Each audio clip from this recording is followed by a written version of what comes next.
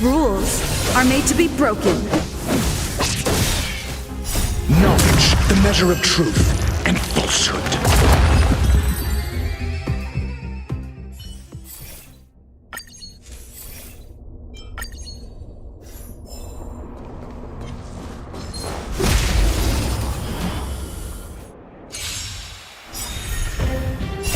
Fiends or devils, I'll crush them all!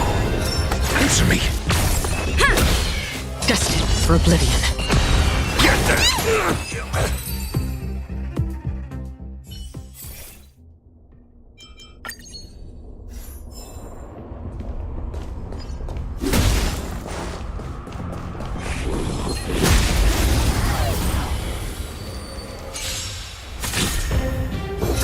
Test. Rules are made to be broken.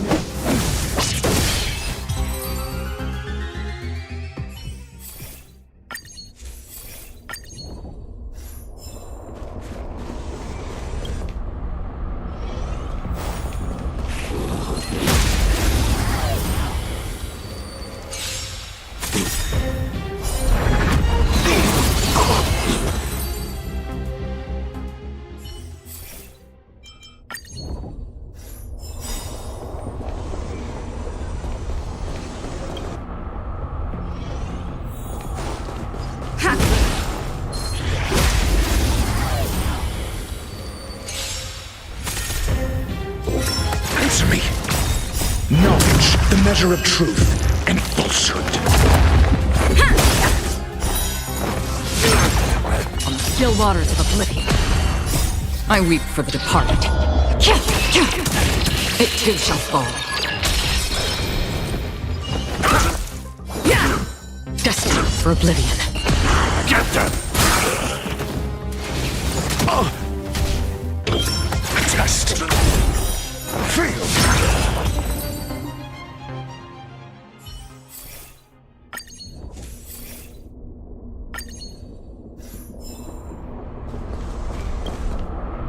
We need a strategy.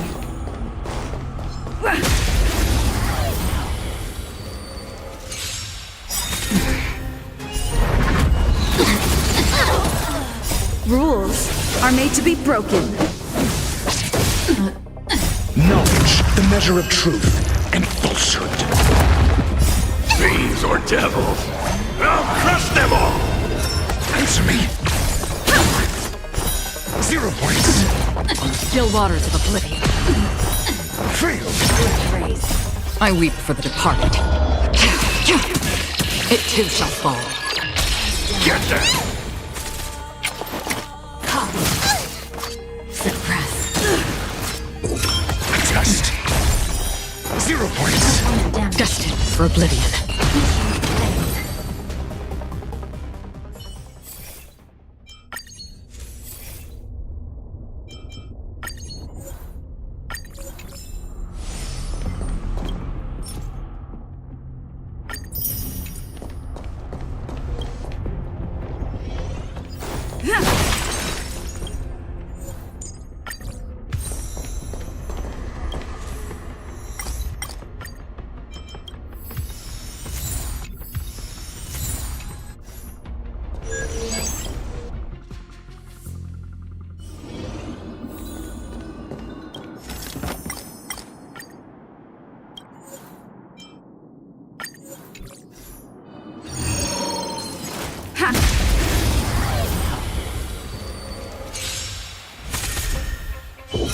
Answer me.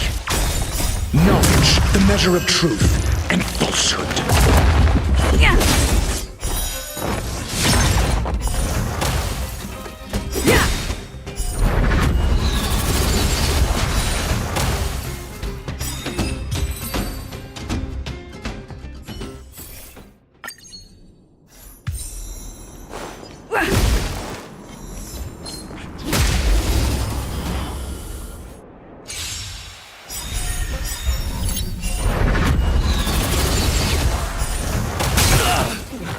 Rules are made to be broken. Test. 0 points. Again, on the still waters of oblivion. I weep for the departed. It too shall fall. Destined for oblivion.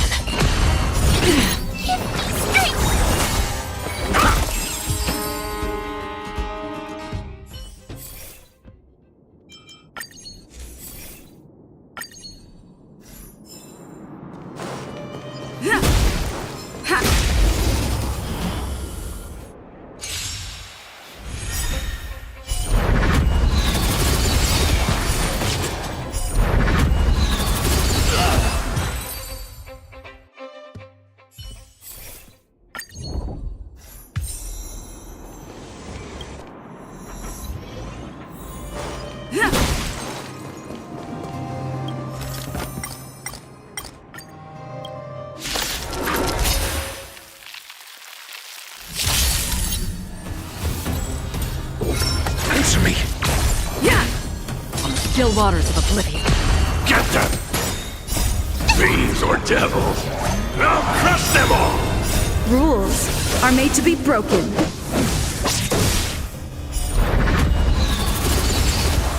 Knowledge, the measure of truth and falsehood. Again. Test. Fail. I weep for the departed. It too shall fall. 0 points. Destined for oblivion. Fail. On the still waters of oblivion. Get them! Answer me. 0 points.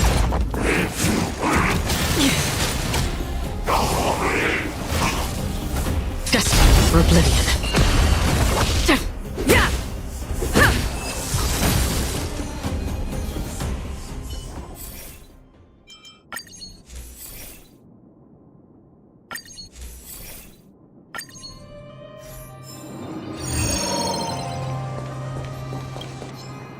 We need a strategy.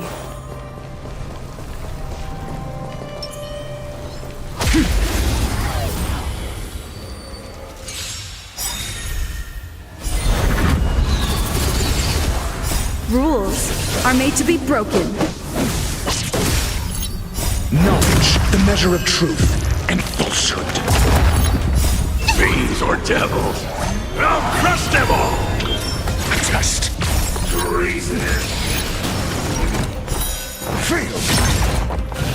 Just a scratch. On the still waters of oblivion. 0 points.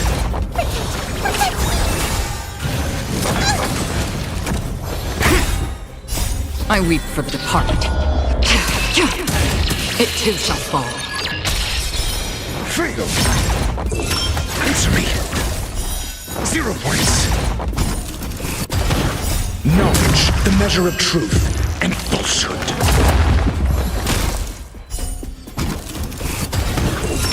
Test. Fail. 0 points.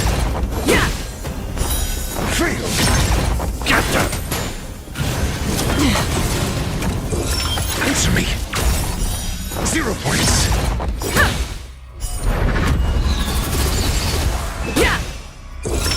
Test. Fail. Knowledge, the measure of truth and falsehood. Criminal!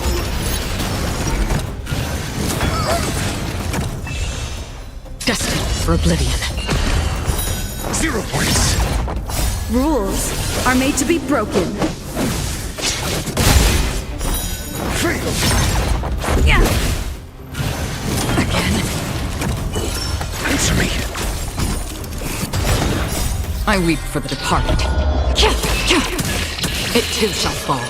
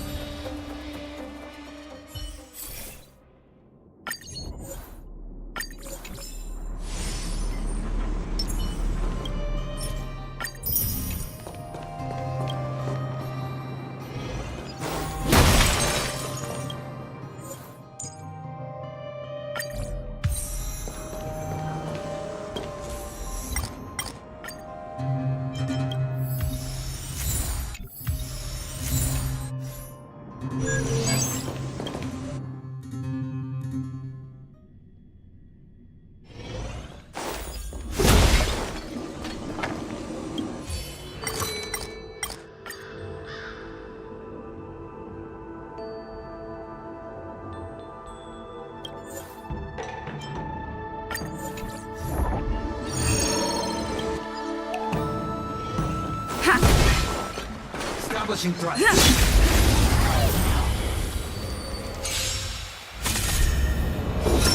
Test. Rules are made to be broken. Still waters of oblivion.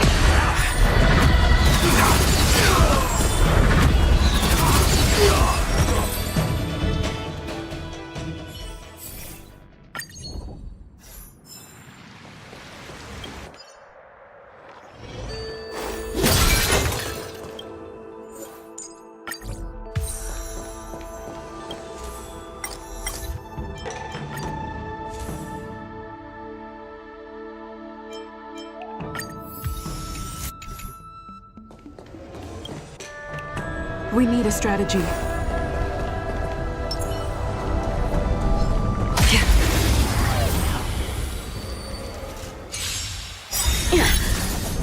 Rules are made to be broken. Knowledge, the measure of truth and falsehood. Fiends or devils? I'll crush them all! Answer me. Yeah. Fail. Destined for oblivion. 0 points. Test. I weep for the departed. It too shall fall. Answer me. Fail.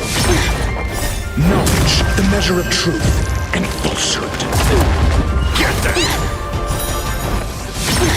Get them. Fail. Still waters of oblivion. Punish evil. Again. Test. 0 points.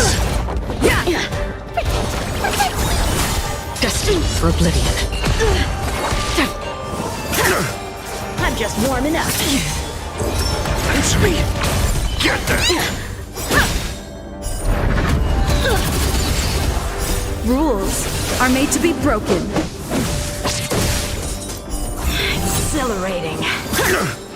Sword, heed me. Test. Fail. Knowledge, the measure of truth and falsehood. Still waters of oblivion. 0 points. I weep for the departed. It too shall fall. Fail. Get them. Fiends or devils? I'll crush them all! Test. 0 points. Knowledge, the measure of truth and falsehood. You're all in on it. Yeah.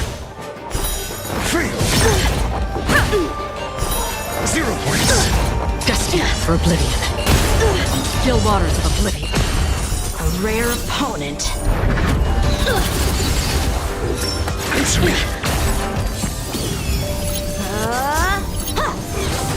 Get them. Rules are made to be broken.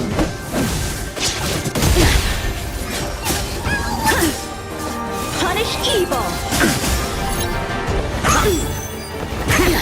Destined for oblivion.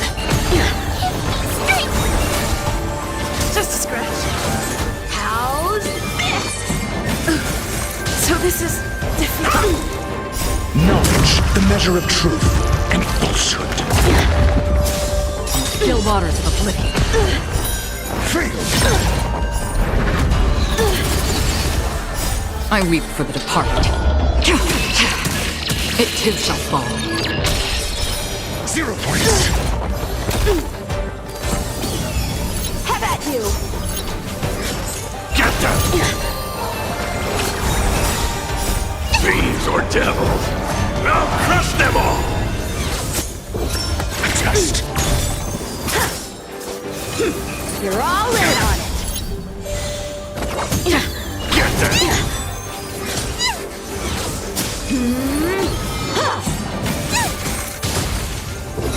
Answer me. Knowledge, the measure of truth and falsehood.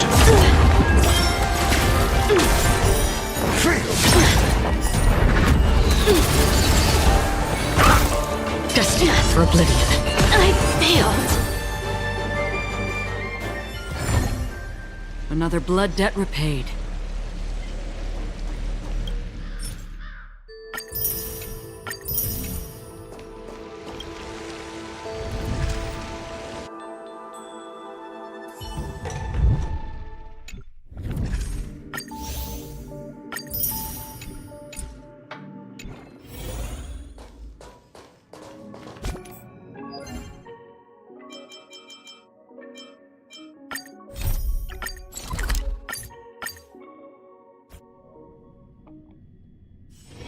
It's still early.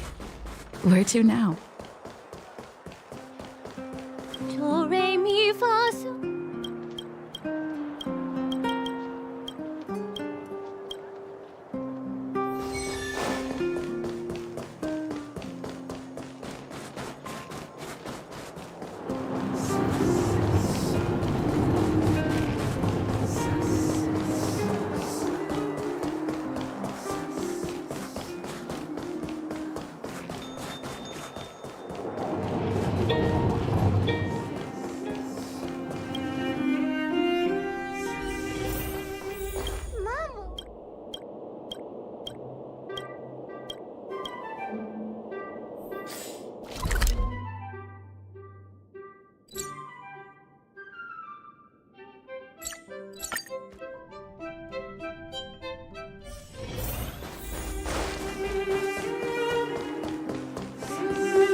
Do, re, mi, fa, sol.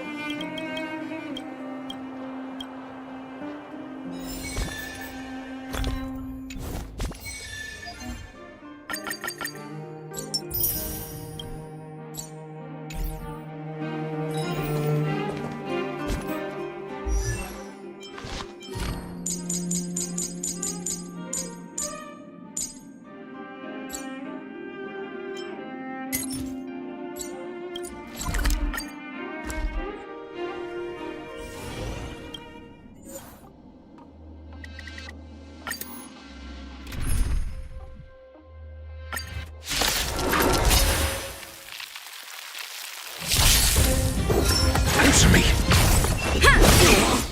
Rules are made to be broken. On the still waters of oblivion, I weep for the departed. It too shall fall. Get them! A test. Knowledge, the measure of truth and falsehood. Destined for oblivion. How familiar. Get them! Answer me. Fail. Yeah. How familiar. A test. 0 points. Get them! Fiends or devils! I'll crush them all! Fail. Answer me. Knowledge, the measure of truth and falsehood. Yeah. On the still waters of oblivion, Fail. I weep for the departed. It too shall fall. Rules are made to be broken. A test. Yeah. Get them!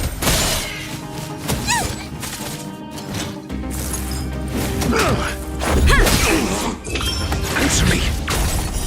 0 points. Get them! Destined for oblivion. Yeah. Rules are made to be broken. A test. Fail. Knowledge, the measure of truth and falsehood. I weep for the departed. It too shall fall. 0 points. On the still waters of oblivion, Get them! Answer me. Fail! Yeah! Destined for oblivion. Get them! Fiends or devils! I'll crush them all!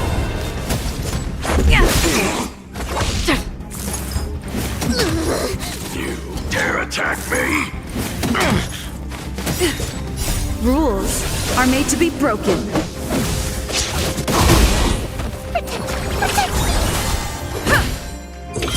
Test. 0 points.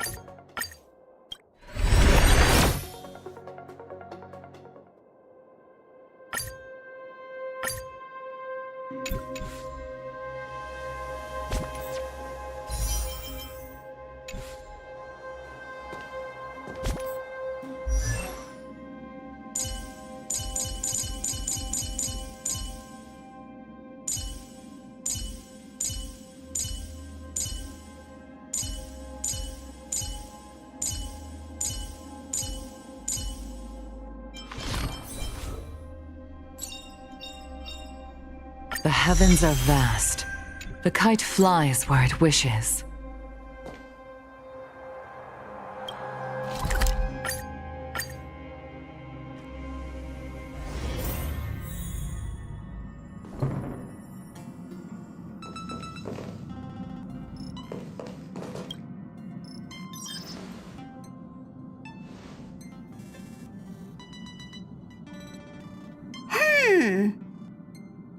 Phew. What's that, Pom-Pom? Just got a message from the Xianzhou La Fu. Looks like it'll conflict with our original schedule.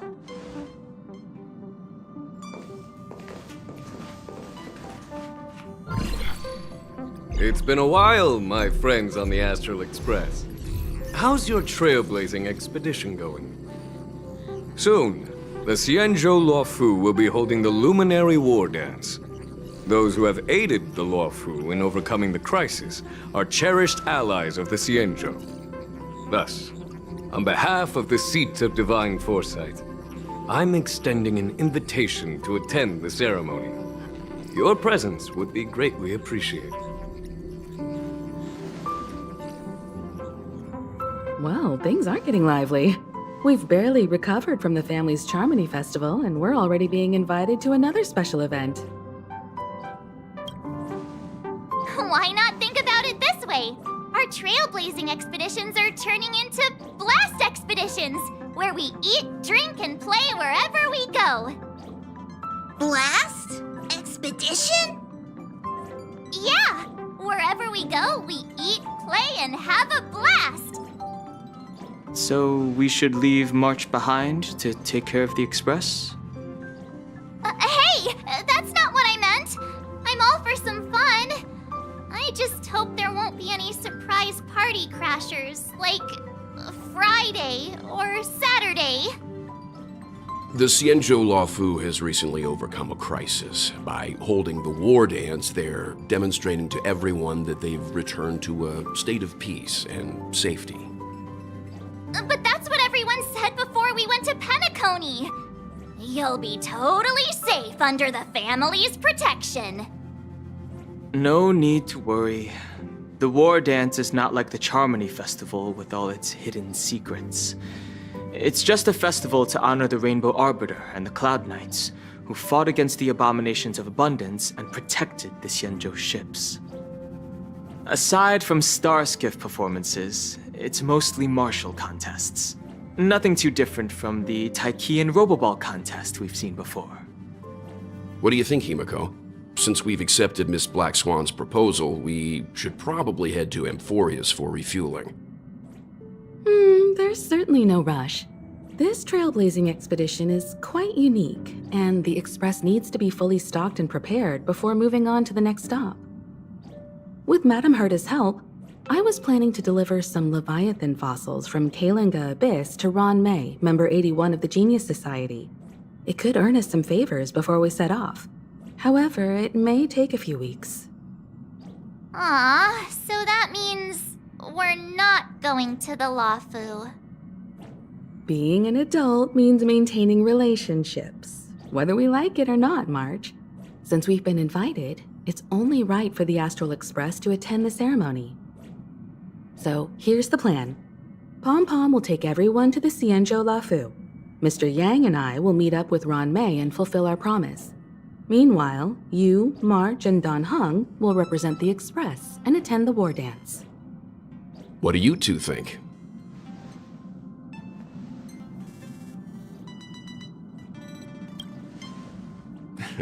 I don't hear any objections.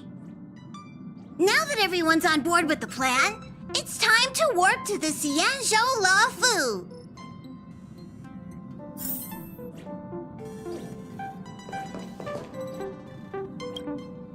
Kalinga Abyss? What does she expect to find there? Current research on the Leviathan merely proves how little we know about such life forms. That's why geniuses are interested in that field. Science is all about uncovering the unknown.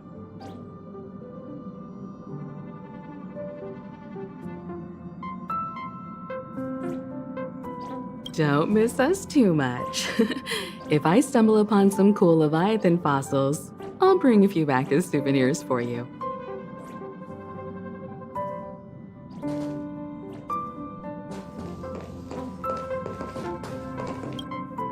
Himiko really knows how to convince people.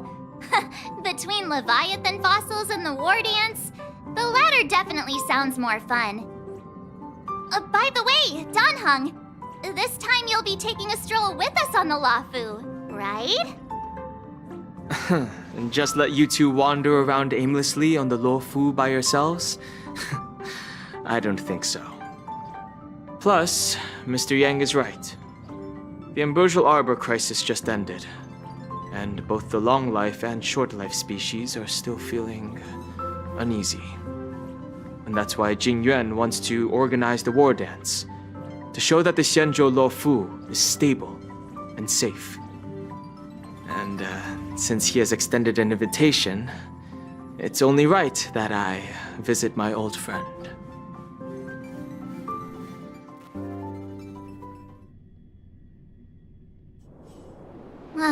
Coming back to this place brings back so many memories, you know?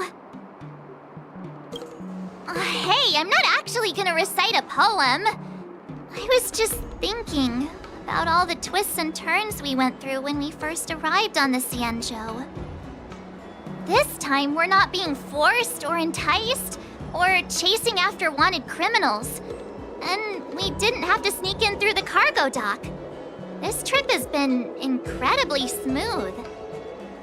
Quite unusual, I must say. I agree.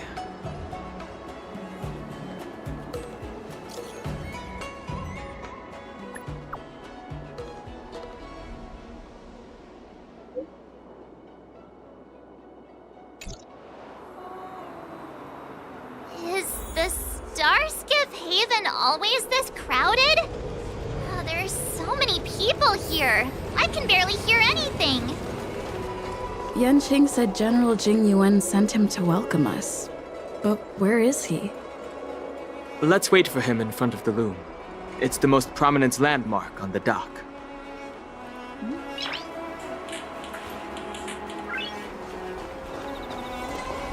Hey, you guys! Hold on a moment. Did they just call us? Look at their outfits. They're from Penacony, right? Are you familiar with the Xianzhou Lafu? We know a little bit about it. What do you need? We're from Penacony. Maybe you've heard of it. We came to this ship to gather interesting materials for making dream bubbles. Oh, we just left there. Oh, talk about coincidence. That's great. Do you know any must-see attractions on the Luofu?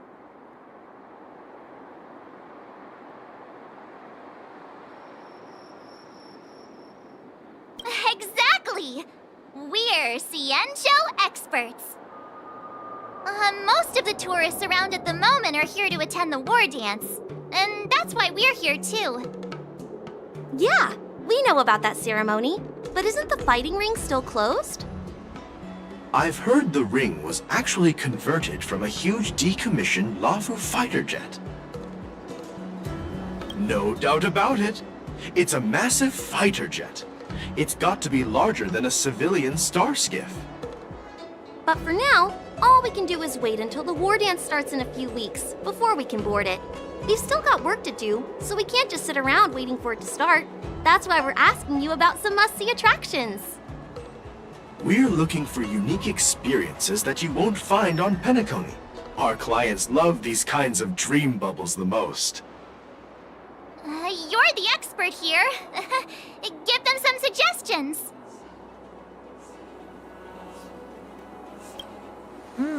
Good idea.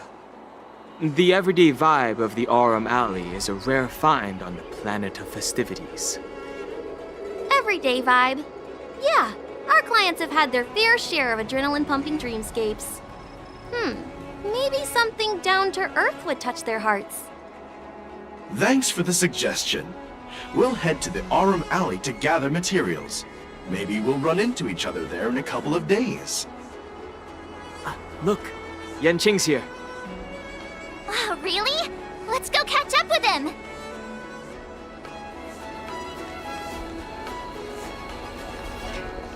Quite a different experience looking down on Starsky. There you are! Everyone, this way! Hey, everyone! It's been a while. Well, it doesn't feel like it's been that long since we last saw you. But, Yanqing, are you? What's up, Miss March? They say kids grow up really fast. Yanqing, are you a little bit taller than before? We've only been away for a few months.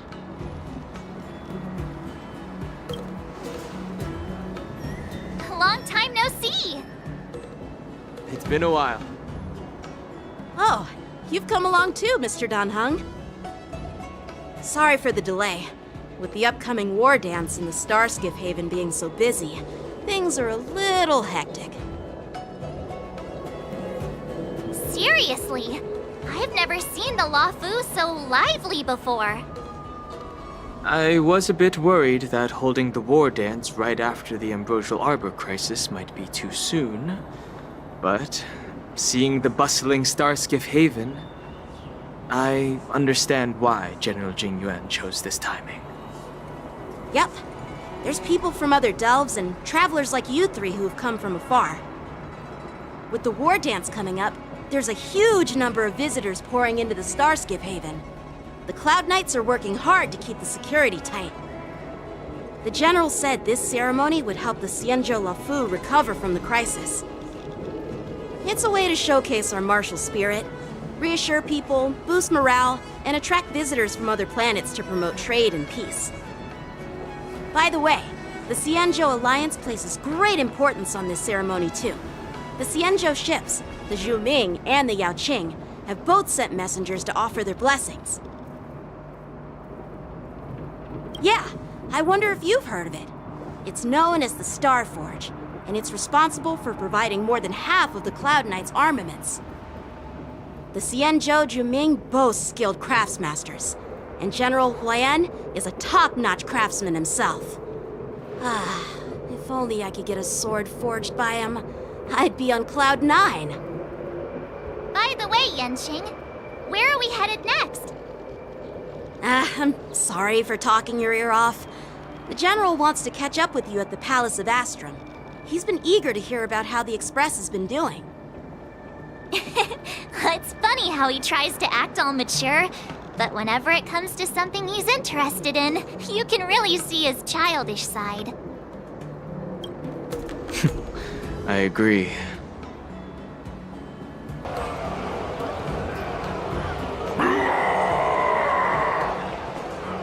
All units, assemble quickly! Get ready to protect the crowd! I just mentioned security, and now all of a sudden something's gone wrong. Excuse me, I need to go check out the situation.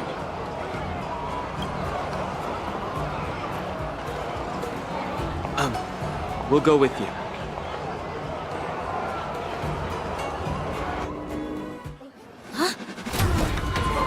Watch out for this!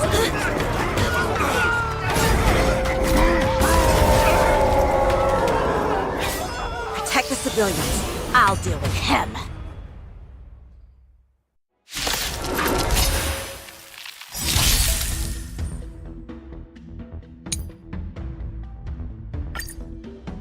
Arson? More than that. Why are there doors? This ends now. How familiar.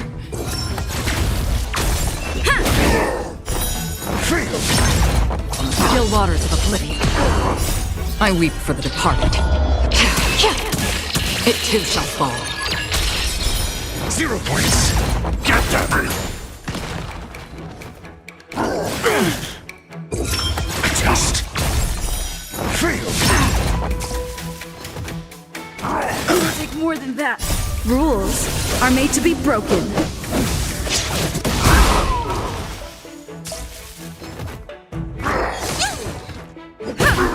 Destined for oblivion. Get them!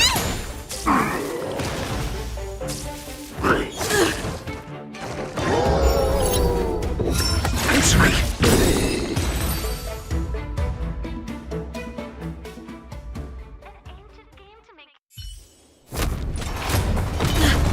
Not good.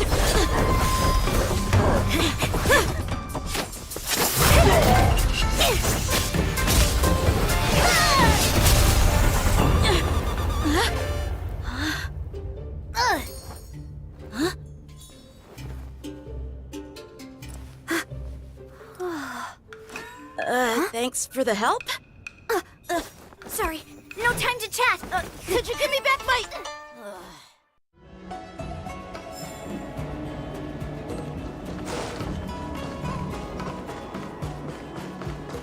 Wait, my sword! I'm sorry, but I'm afraid we'll have to put our plans on hold for now. I need to find out what's going on.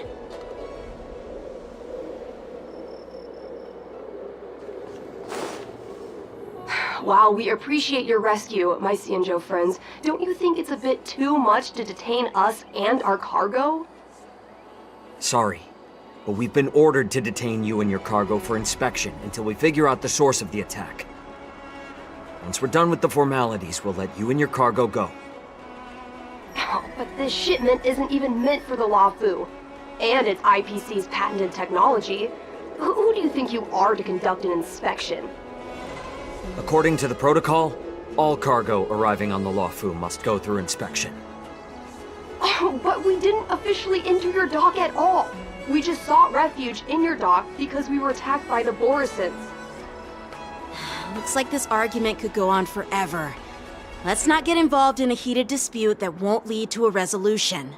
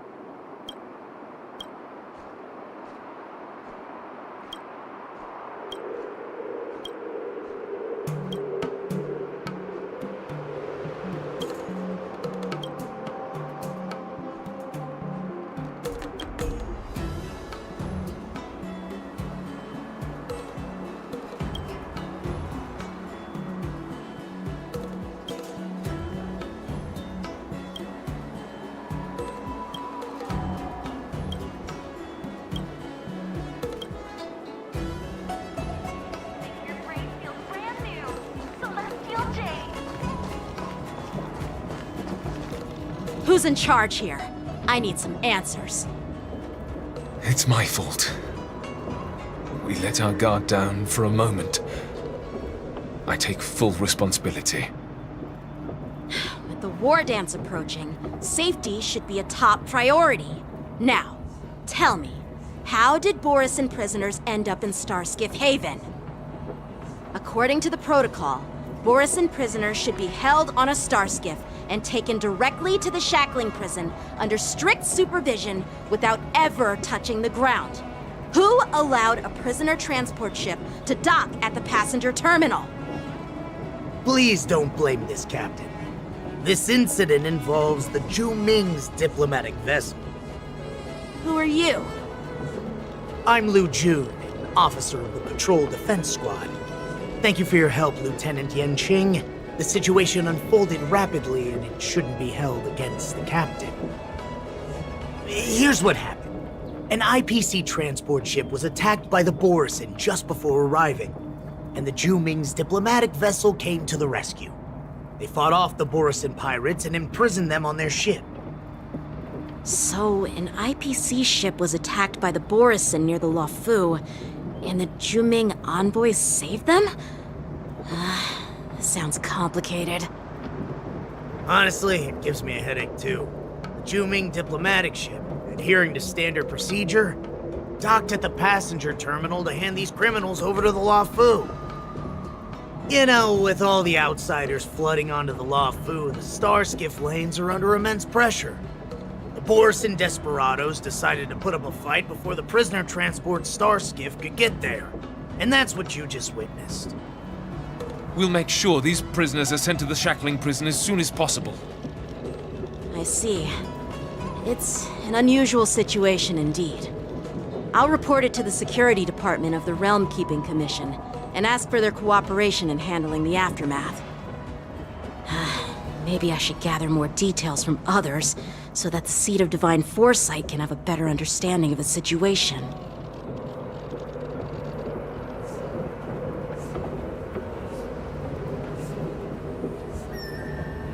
Oh, you look much maturer now, Yanqing. Please don't tease me, Miss March. The situation on the Xianzhou before the war dance is like a calm lake that can be disturbed by even the smallest pebble, capable of generating far-reaching ripples with even the slightest disturbance. What are those people? I mean, those monsters we just dealt with?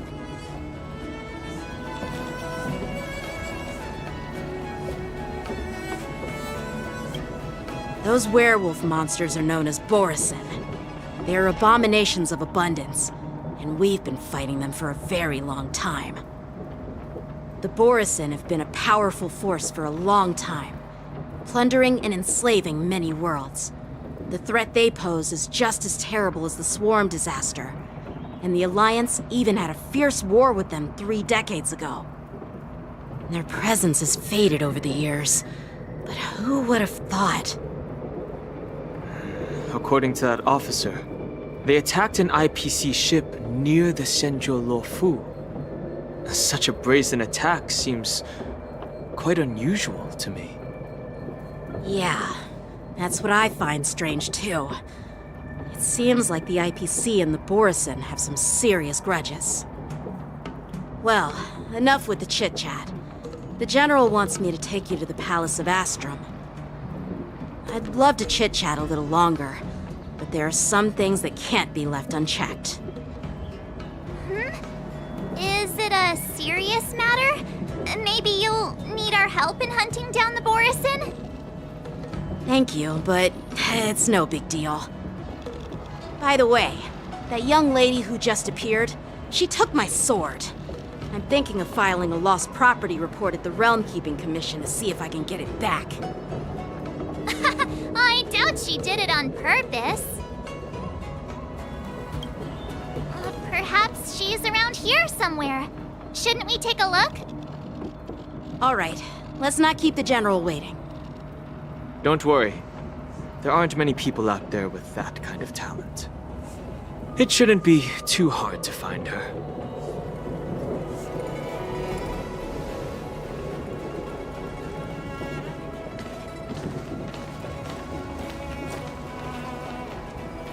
sure are a lot of troublemakers around.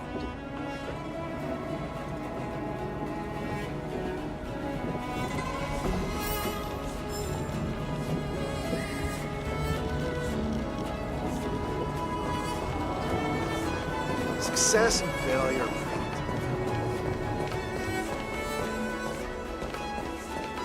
How time flies.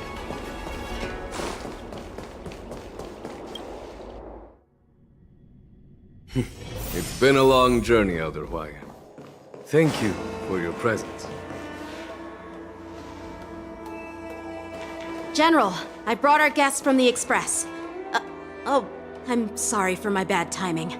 I didn't know you were meeting a guest, General. Don't worry, you're just in time. It's been a while, my friends from the Astral Express. All is well when you have friends coming from afar. Allow me to introduce you to General Hwayan. He's the Arbiter General of the Xianzhou Zhuming, known as the Flaming Heart. No need to be so formal. I'm just a tourist here, no different from other tourists who've come to attend the ceremony. Elder Hwayan is not only one of the Arbiter Generals, but also the Furnace Master of the Artisanship Commission. Besides his martial skills, he excels in forging various weapons. Such talents are unique, even among the Arbiter Generals. Be it Arbiter General or Furnace Master, these are merely titles given to me long ago.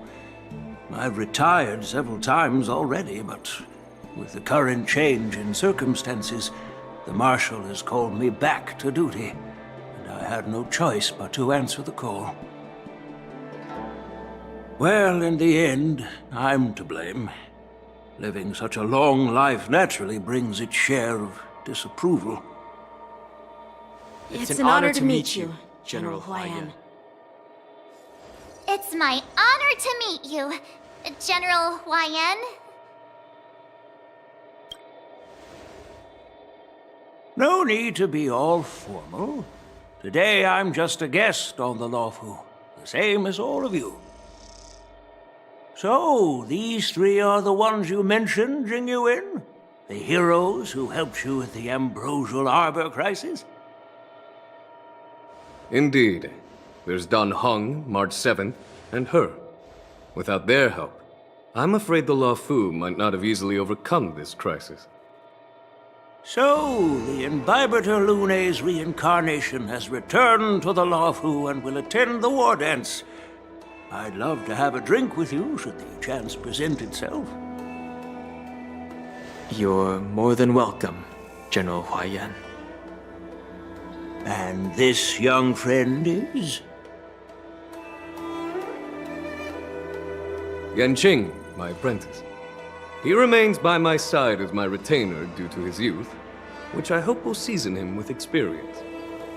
He will stand for the Luofu's Cloud Knights in the upcoming war dance, ready to take on all kinds of challenges. Great, great! It's a real treat to see so many talented young people around here today. Oh, I almost forgot. This is my apprentice, Yoon Lee.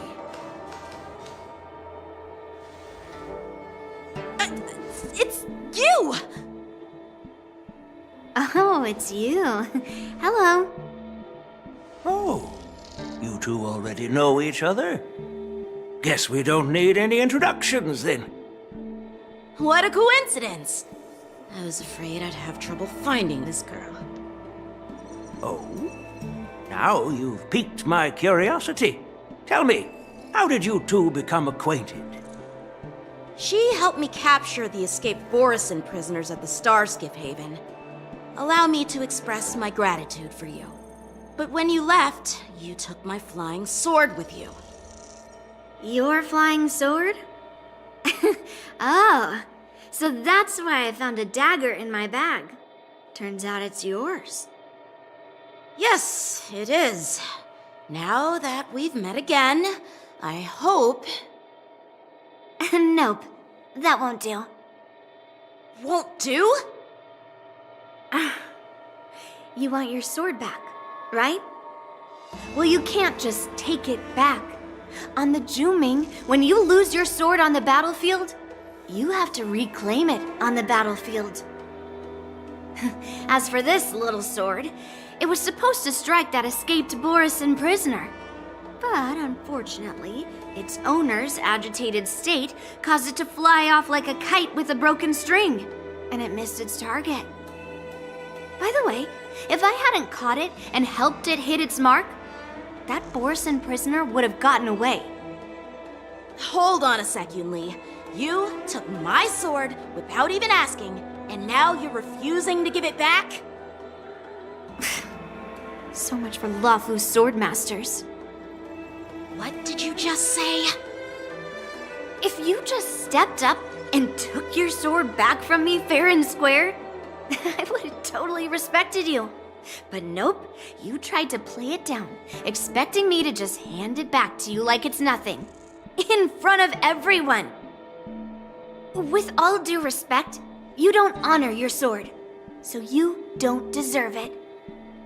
Hasn't anyone told you that taking without asking is stealing? If you want to settle this with swords, fine. Let's have a one-on-one duel right now. Yanqing. Well, that's more like it. Just be careful, because I'm not as easy to handle as the Borisin. You two, be quiet and apologize to Yanqing. Hey! Whose side are you on, Grandpa? I don't take sides. It's a small misunderstanding, and an apology would be too much. I've heard about the Zhu Ming's incredible swordplay and craftsmanship, most notably the legendary Flame Wheel Octet.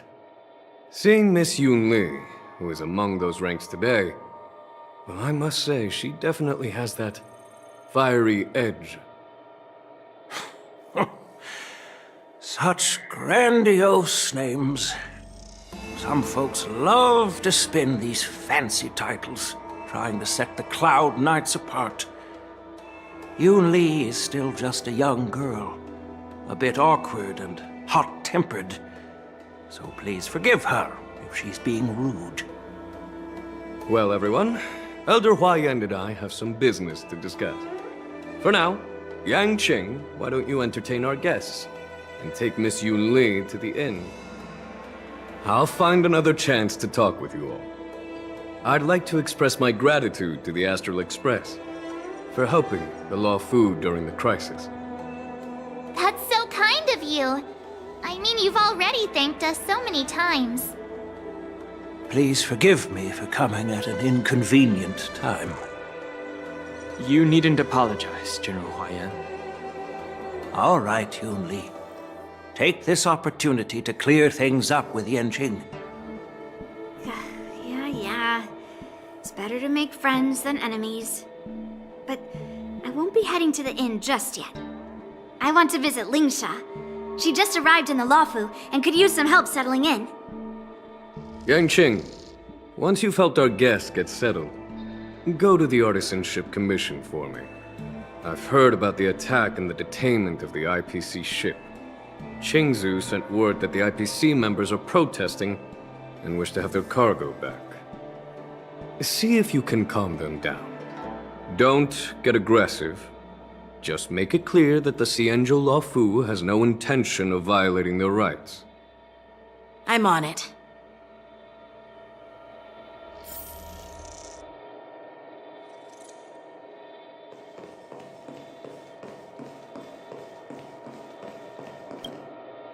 This is the report Qingzu just sent me. Let me take a look.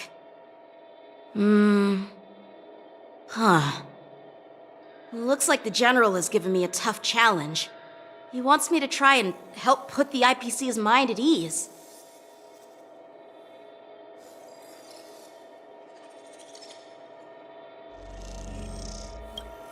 Well, it's not exactly a test. As Cloud Knight officers, we not only learn the art of war and martial arts, but also occasionally have to handle diplomatic disputes. It's just, you know, talking things out isn't as straightforward as duking it out with weapons on the battlefield. This is especially true when you're up against the IPC, with their non-stop corporate babble. Well, let's not worry about that for now. Shall I take you to the inn?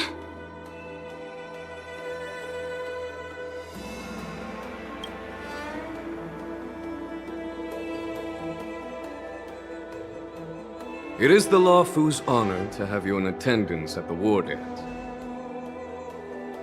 Yet, the fact that a simple martial arts ceremony has attracted esteemed generals from the Zhu Ming and the Yao Qing implies intentions beyond mere spectating. Might there be any specific instructions from the marshal?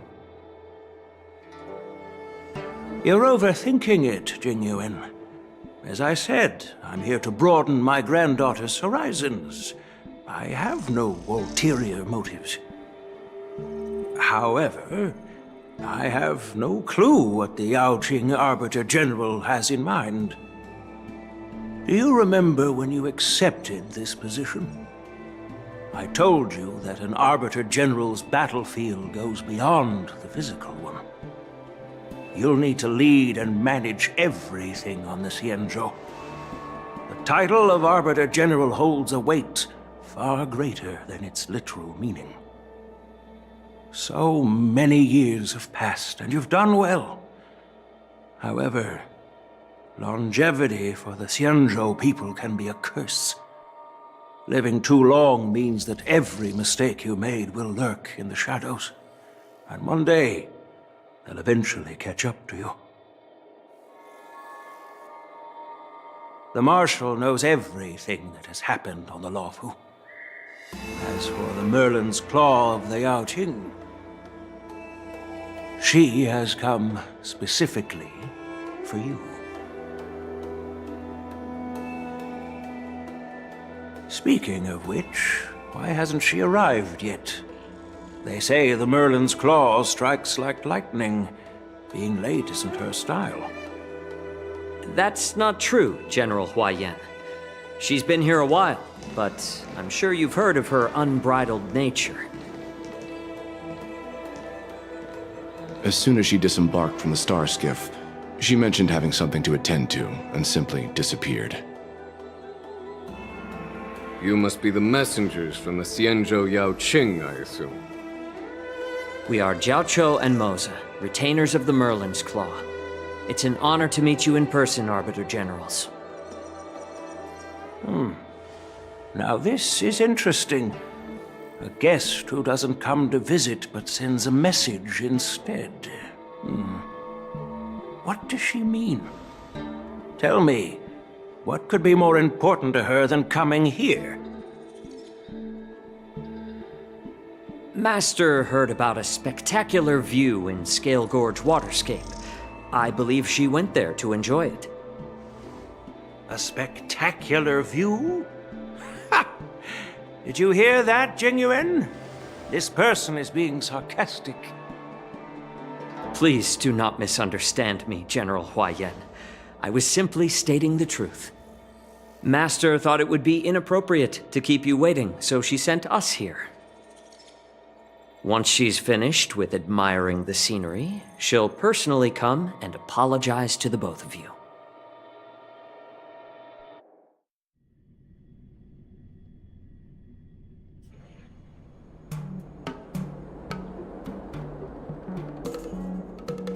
Drat, I forgot to ask Yun Li to return my sword.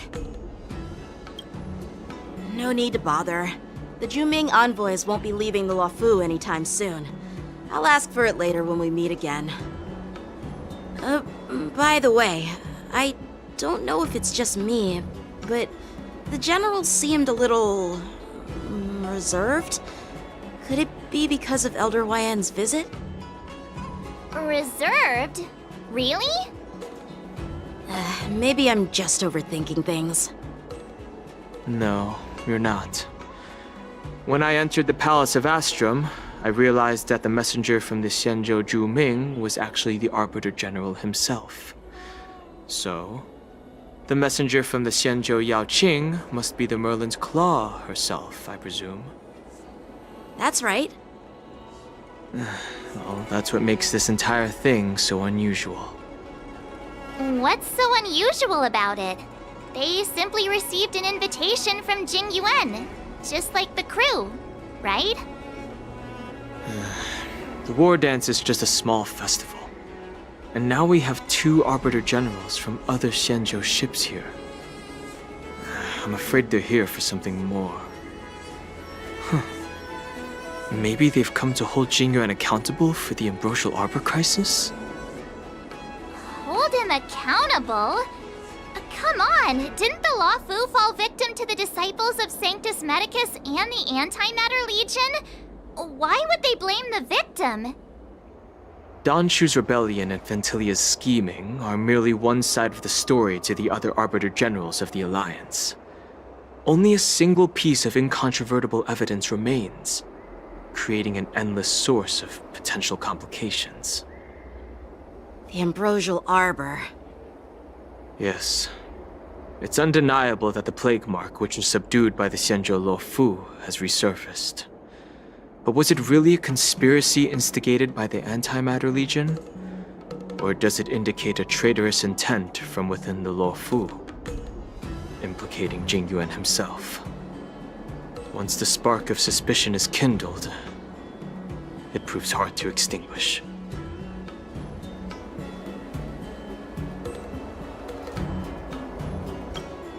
The General must have had that in mind when he invited us to attend the war dance. What was I thinking?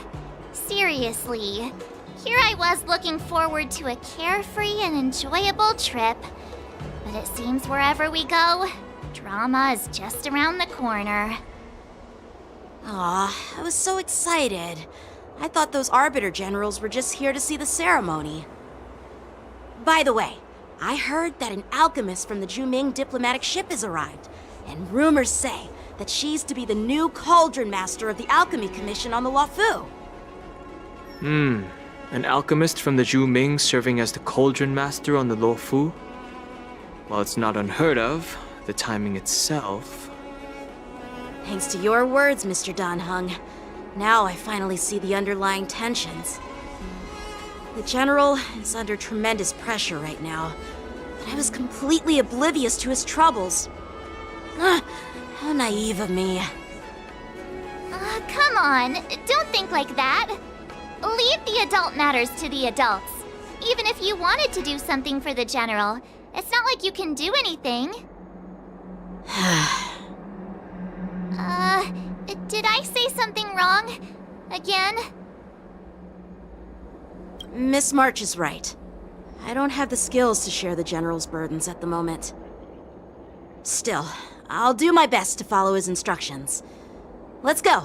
Once I've taken you to your accommodations, I need to go to the Artisanship Commission to handle the IPC's protest. He looks like he has a lot on his mind. We can't just let him go alone. Why don't we accompany you to the Artisanship Commission? This is too much trouble. While I appreciate your kindness, dealing with the IPC's workers could be tricky. I'm afraid this will cause trouble for the Express. No worries.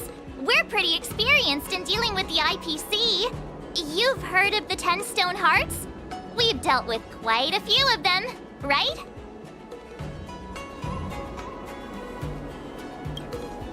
Hey, who's bragging?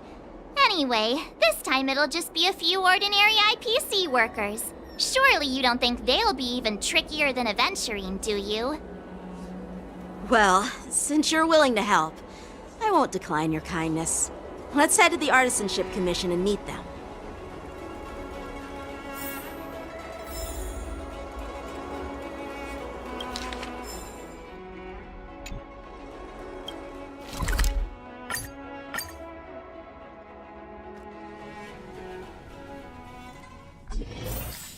Can I really reason with you, Xianzhou people?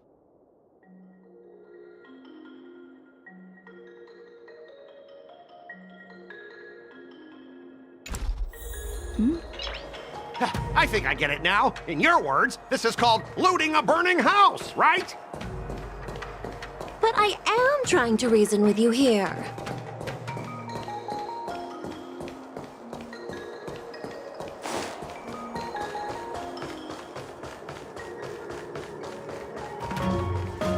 That toxic voice sounds familiar. Haven't I heard it before in Aurum Alley? You know what? This isn't my first time dealing with the Skyfaring Commission. I can handle your unreasonable ways. But straight up snatching IPC cargo, isn't that going a bit too far? Just as I've said it many times already. Once we've inspected the cargo and completed the security check, you can be on your way. Is there something wrong with your ears, or is it just your brain?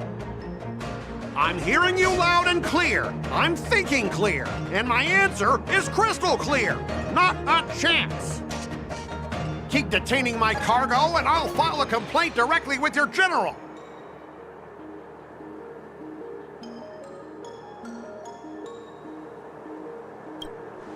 Don't think you can possibly convince me. Huh? Why are you here? You're staying on the Cienjo, are you? What terrible luck! Wherever you go, disasters aren't far behind! Aren't you the guest from the Astral Express? What brings you and Yanqing to the Artisanship Commission?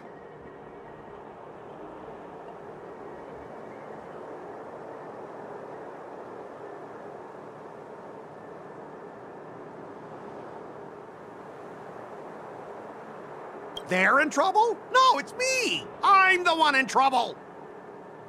Looks like you've met this IPC worker before. I'm not sure if that's a good or a bad thing.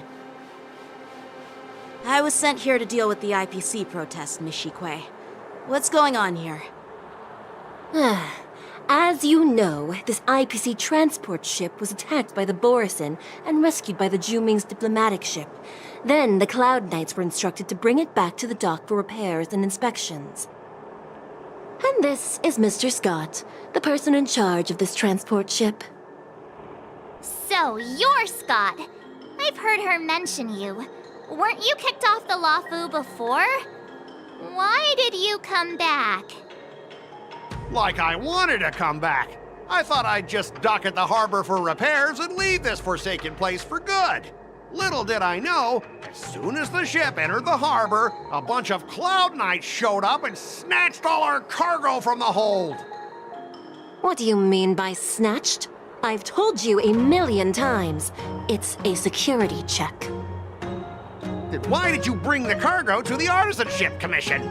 You even brought in some shady craftsmen. It's obvious you're trying to steal the IPC's patented technology! Listen here. Firstly, the Skyfaring Commission detected dangerous items that could possibly be weapons in your cargo hold. That's why they called me here, to double-check. Secondly, where the heck did you get the idea that I'm a shady craftsman? Even if there are dangerous items, what do they have to do with you? It's not even being shipped to the Lafu. We'll just fix the ship and be on our way. We won't unload our cargo here. But you'll have to stay in the port for several days before your ship is repaired and you can take off again. How can we just leave unchecked items sitting here? I understand, but we don't need to disassemble the cargo if it's just a security check, right? In most cases, we don't. However, our scans discovered that the cargo doesn't only contain machinery, but also some substance that resembles biological tissue. Biological tissue? Does this crate contain living things? I'm afraid we'll need to wait for the Alchemy Commission for further confirmation. In any case, according to our regulations, we need to unseal one of the crates for further examination. But this IPC specialist has been hindering us on the grounds of patent secrecy. The Alliance's regulations on biological products are very strict. Without further inspection, there is no way for the Skyfaring Commission to release the cargo. Oh, really? Fine! If anyone lays a finger on that shipment, they'll have me to deal with. It doesn't matter if it's mechanical or biological. It's none of your business. I'm filing a complaint against the Skyfaring Commission's ridiculous regulations. This Mr. Scott seems stubborn and difficult to persuade. Honestly, I really don't want to have a vicious confrontation with the IPC. I heard how you helped Aramali. The IPC representative back then was Mr. Scott, right? Since you've dealt with him before, it looks like I'll have to rely on you again. What are you guys whispering about over there? Just hurry up and give us back our cargo.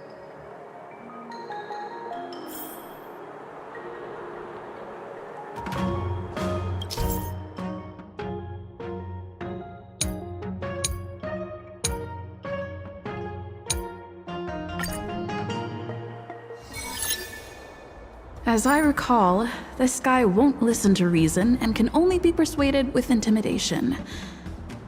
But he does seem to follow rules to some extent. Let's use that against him. Speaking of regulations, we have our own laws and regulations too. According to Article 4 of the Cienjo Alliance IPC Trade Consensus, the Alliance and IPC shall never infringe on each other's intellectual property rights.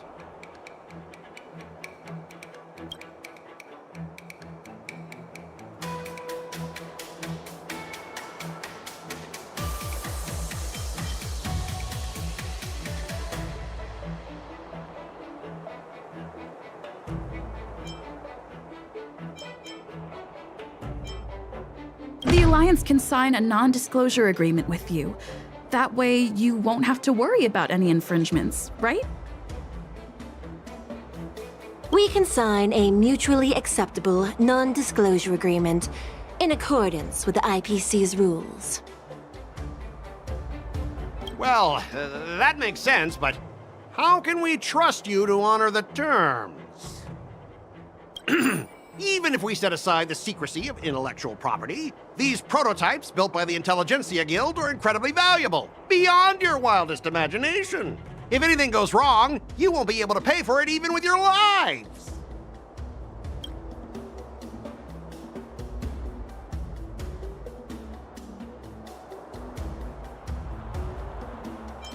Don't underestimate Cienjo technology. Even if they need to dismantle your cargo, the Artisanship Commission can easily put it back together. Yeah, go ahead and brag about their skills. After all, you're just a negotiator they hired. But I'm different. I'm an IPC member, and my fleet has accepted this transportation order. Naturally, I need to be responsible for the integrity of every piece of cargo. Besides, the cargo on this transport vessel belongs to the Intelligentsia Guild. If you want to inspect the cargo, shouldn't you at least call in a member of the Intelligentsia Guild to be present?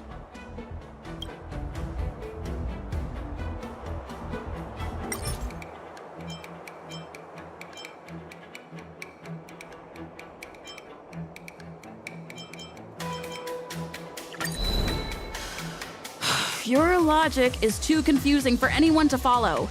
Maybe you should learn the art of communication from a monkey before you continue spouting nonsense?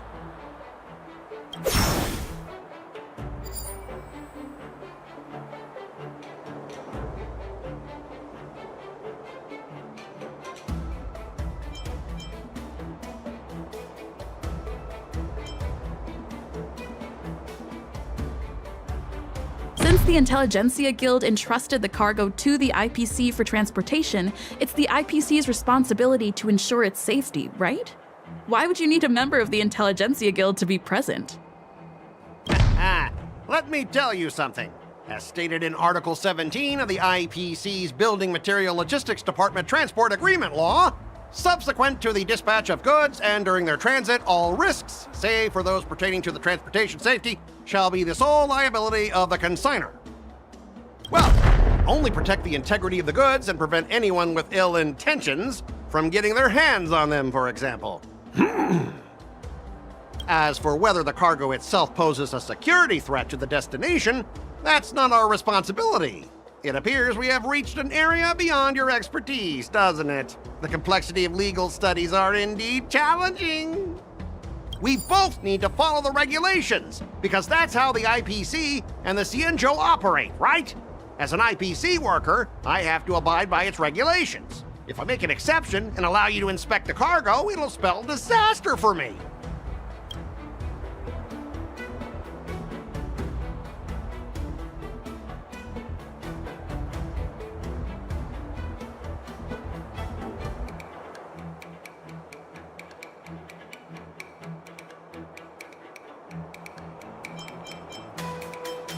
Everyone has their own set of rules. Now that you're on their turf, shouldn't you follow their rules too? Yeah, I get it. I know I'm on the Cienjo, but if I violate the IPC regulations, I'll be in deep trouble when I get back.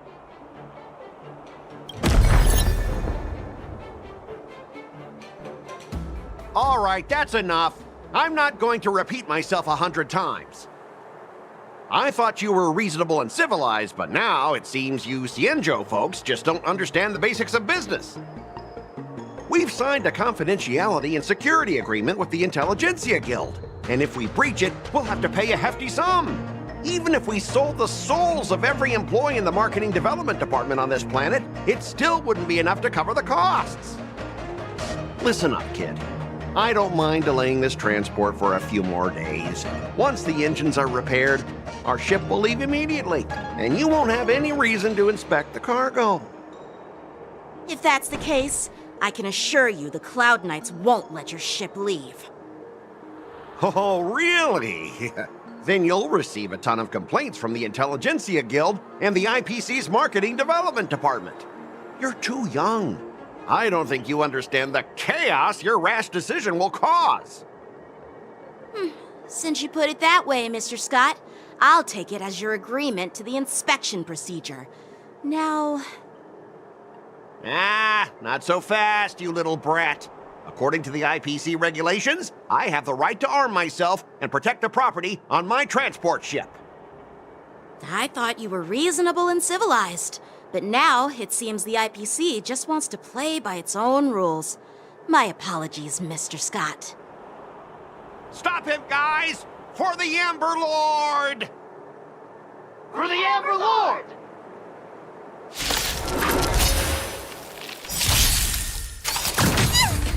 Knowledge, the measure of truth and falsehood.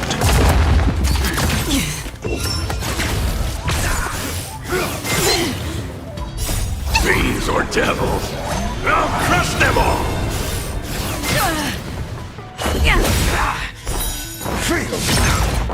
Rules are made to be broken. 0 points. Still waters of oblivion. I weep for the departed. It too shall fall. Get them! Answer me!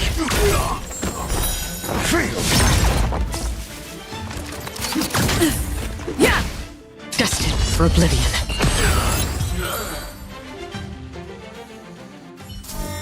Get up, all of you! Why is the IPC even paying you? You're a bunch of losers! Just be grateful that that little brat showed you mercy. At least your staff aren't seriously injured. How do you IPC cronies have the audacity to fight Cloud Knights? You practically assaulted law enforcement officers. Another one? Who the heck are you? I may be a bit late, but the good news is, I'm here now.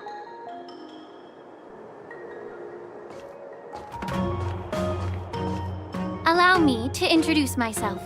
I'm Lingsha, Cauldron Master and head of the Alchemy Commission on the Lawfu. Could she be?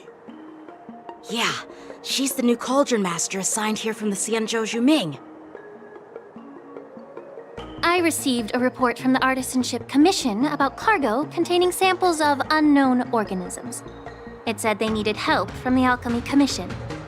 I had nothing better to do, so I came myself. It's fine, Mr. Scott. If you really don't want your cargo to be inspected, it doesn't matter. It doesn't matter? How can you say that? Why are you being so nice all of a sudden? Well, since you're not going to check it, I'll take this crate and be on my way. Is that okay with everyone? Yeah, sure. Why should I object?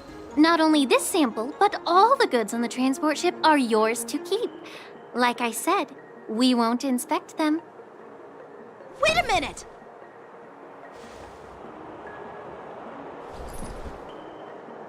Well, that's more like it. If only the young displayed a more reasonable attitude, we could have sidestepped that altercation just now. Our ship will leave in a few days once the engines are repaired. Your ship can leave whenever you want, but I'm afraid I can't say the same for your cargo. According to the import and export regulation signed between the Cienzhou and IPC, all biological shipments can only leave the port when they have confirmed to be of no threat, or when all biological activity expires. Since we can't determine if your shipment is safe for the environment, I guess we'll have to wait for its biological activity to expire. Let me check the previous cases. Normally, it'll only take around 47 star calendar years. Only 47 years? Why so surprised? You're still young and full of energy. I'm pretty sure you'll live a few more decades. Have some confidence in yourself. Ha! Typical of a long-life species. Your words are dripping with sarcasm. While you may not care about time, I do. I'll be demanding double compensation from the Skyfaring Commission for every minute wasted. Sure thing, Mr. Scott. You seem pretty confident that your career and life will last long enough to witness this victory unfold.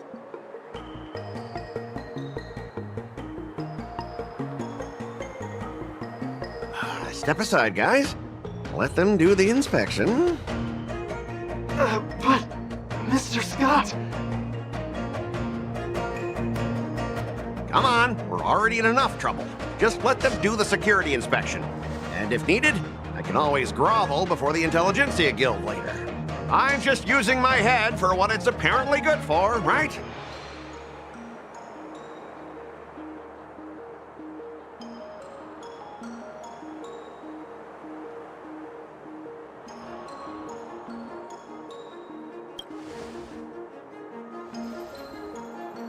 Well, honestly, at least you're not as annoying as that woman. But you're still as annoying as ever. This lady is really something else.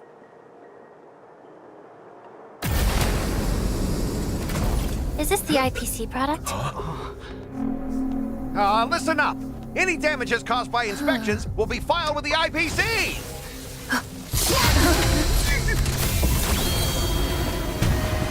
Turn it off!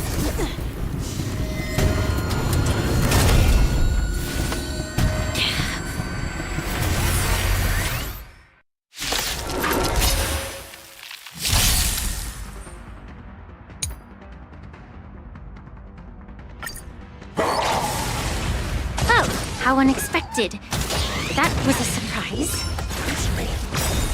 Knowledge, the measure of truth and falsehood. Yeah! Detecting damage. Still waters of oblivion. Fail!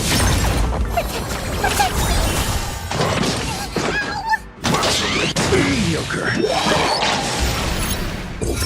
Test. I weep for the departed. It too shall fall. Destined for oblivion. Get them! Fiends or devils!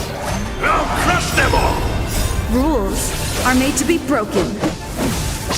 Damage sustained. Just a scratch. Answer me. 0 points. Damage sustained. Yeah! Still waters of oblivion.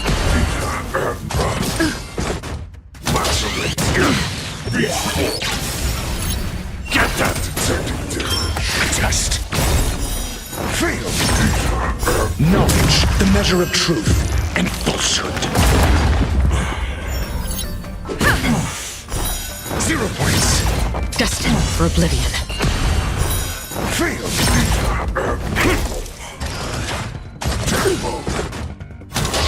Again?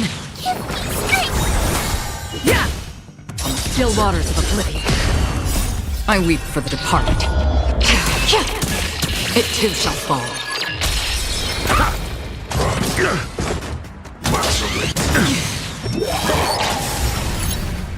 Rules are made to be broken. Get that! Answer me. Destined for oblivion. Knowledge, the measure of truth and falsehood.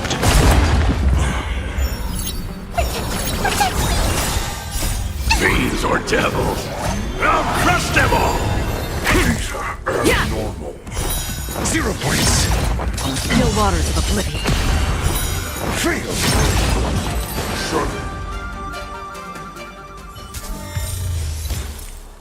Were you seriously planning to leave this stuff unchecked at the dock for days? That's way too dangerous. I had no idea about it. You must have accidentally triggered the cargo's defense program. I don't think trying to shift the blame is a wise choice. But seriously, I don't know why that thing suddenly started moving. I swear on the Amber Lord. Enough. Miss Shikwe, please escort our IPC guest to the Skyfaring Commission. I'm on it. Please follow me, Mr. Scott.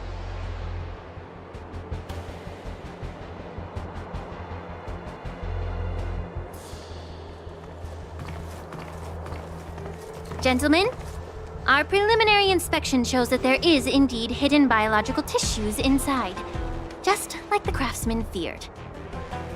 I can't even tell if it's ingenium or biological in nature. The core of this device is what they call wetware in industry slang. To put it simply, this machine operates with a kind of biological nerve as its control center. I'll take some samples for the alchemist to analyze and figure out where the biological tissue comes from. Why would the Intelligentsia Guild use such unethical technology? Perhaps they're trying to create a new weapon? Whatever the reason is, it's probably why the Borisin attacked the ship. No wonder the IPC were trying to obstruct our inspection. I'll contact the Ten Lords Commission and ask the judges to come and give their final verdict on this. According to our rules, all prisoners and weapons involving dangerous creatures must be taken to the shackling prison for further sentencing. After all, it's the safest place on the Luofu. As for you, Mr. Craftsman, please go with the Cloud Knights and explain the situation to the judge.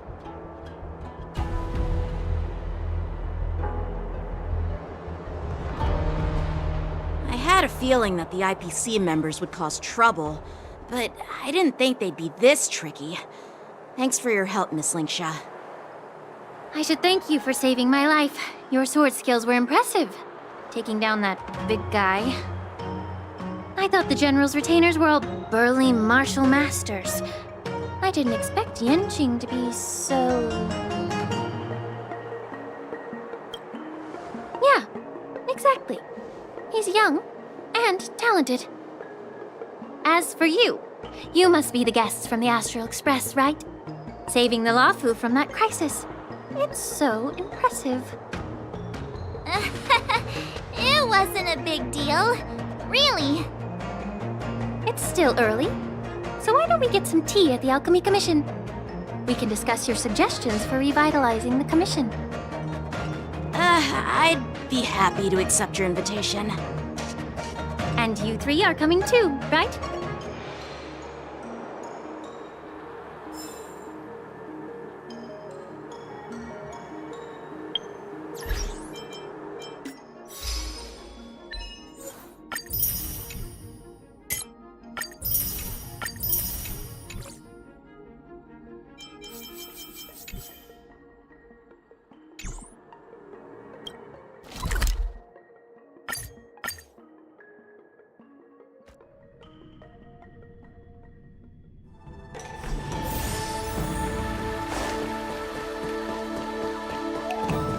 I'm here to pay my respects to the new call.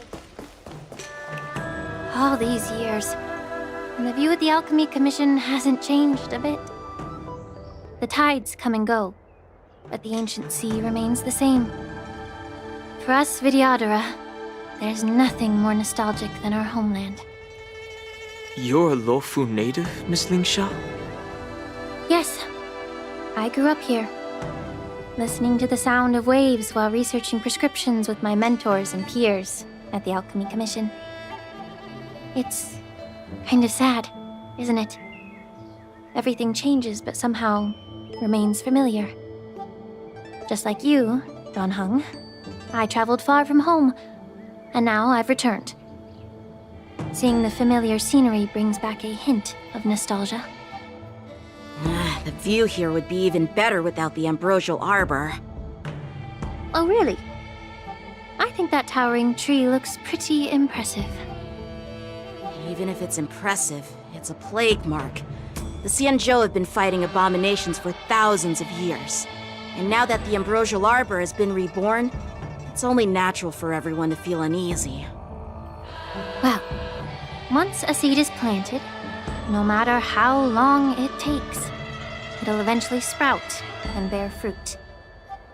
In my humble opinion, the rebirth of the ambrosial arbor and the resurgence of the disciples of Sanctus Medicus were inevitable. The seed was already planted when the ancestors of the Xianzhou sought immortality. My bad. Well, since you went through the entire ambrosial arbor crisis firsthand, Dan Heng and Lieutenant Yanqing, I'd like to discuss something with you. What would you like to discuss, Miss Lingsha? I was lucky enough to be chosen by the Alliance to come in and clean up all the old grime in the Alchemy Commission. Honestly, the Alchemy Commission is riddled with problems and has reached a point where fixing it seems impossible. I'm looking to remedy this problem, but was wondering if you could provide any insights. Well, even though I'm a Vidyadharan like you, I'm an outsider, just like my companions here. I can't really say much about a remedy, but I do have a piece of advice, Miss Lingsha. The Vidyadhara and the Alchemy Commission on the Luofu have always been intricately connected. If you cannot distance yourself from these ties, Miss Lingsha, changing the situation within the Alchemy Commission may be quite challenging. I may not know about politics, but I do know that the disciples of Sanctus Medicus have been operating within the Alchemy Commission for years. If you're determined to root them out, maybe you should discuss it with the General. I see. Thank you for your valuable insights. While the Lux Arrow from the Rainbow possesses unparalleled power to sever the ambrosial arbor, it can't sever mortals' desire to prolong their existence. Just like how the Cloud Knights can eliminate the remnants of the disciples of Sanctus Medicus, but are unable to calm the hearts and minds of the people within the Alchemy Commission. Our Xianzhou forebears knew this well, and that's why they entrusted the duty of guarding the roots of the arbor to the Vidyadhara. However, the Vidyadhara are still only mortal beings. 30 years ago, my mentor served as Alchemy Commission's Cauldron Master. She recognized the emerging undercurrents and sought to cleanse the source of the disturbance. Unfortunately, even though she was skilled in the art of healing, she didn't understand the human heart or how to eliminate the sickness lurking within the depths of the Alchemy Commission. In the end, she was framed and exiled to the Juming. I was also implicated and had to leave the Luofu. And guess who arbitrated the case and handed down the sentence? None other than General Jing Yuan himself. What? You heard it right. The ones responsible for the corruption in the Alchemy Commission are not just the remnants of the disciples of Sanctus Medicus, but even the Divine Foresight himself.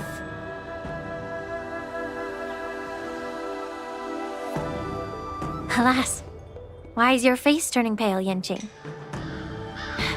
Don't worry about it. I understand that when someone holds a position of power, they may sometimes have to make tough decisions. I won't hold any personal grudges against him. Besides, at our age, holding personal grudges is a luxury we can't afford. Lingsha, you're back! Ugh, I've been waiting ages for you.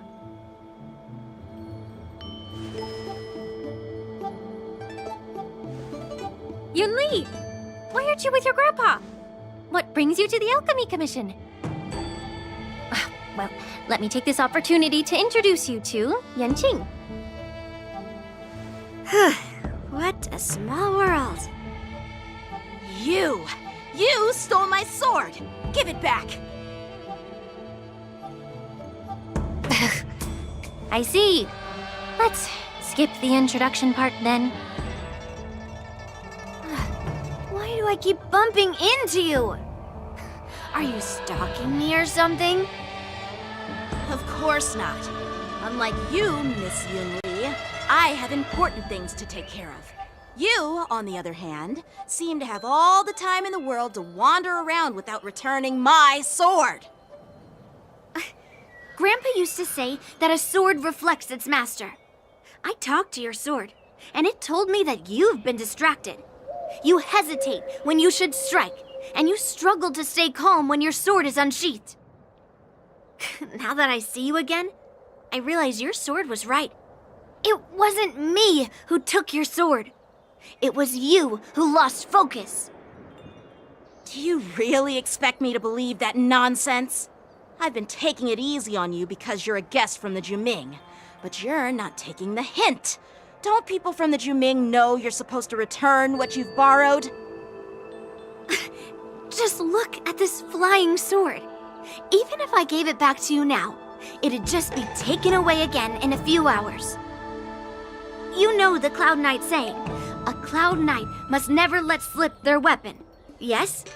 Well, sure, I can give it back to you now, but on the battlefield, that's a whole different story. Poor flying sword. Fine! You don't have to give it back, because I'll take it back myself!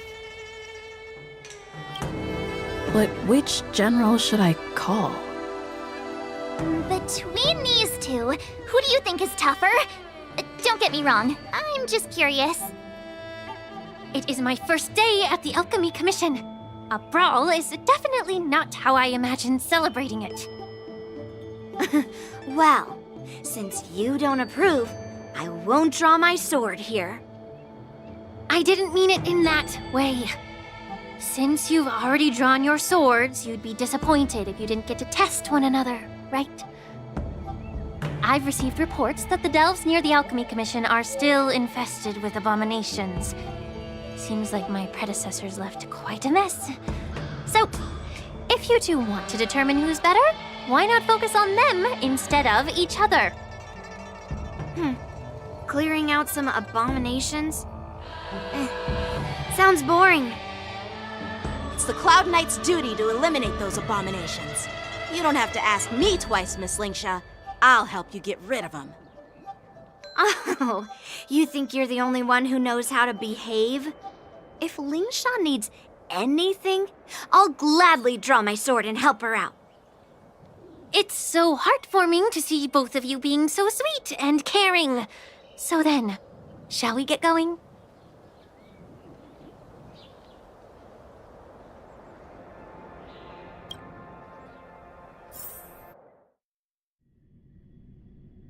Ever since the disciples of Sanctus Medicus were eradicated, their experimental abominations have been festering here. If you want a contest, I'll be the referee. The one who kills the most abominations within an hour wins. Lingsha, as always, you're still an expert in making unpaid work sound so noble and grand. It's for your own good, little Yunli. While you desire to compete against each other, I don't want to see either of you getting hurt. That's really thoughtful of you, Cauldron Master. So, are you both ready?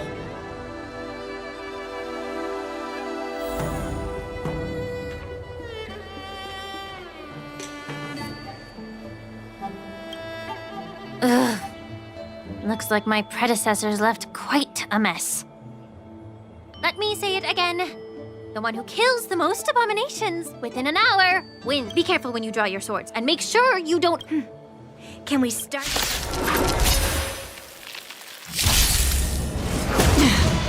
Time for swordplay!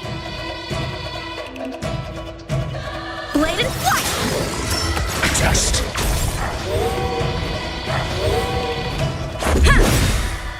Rules are made to be broken.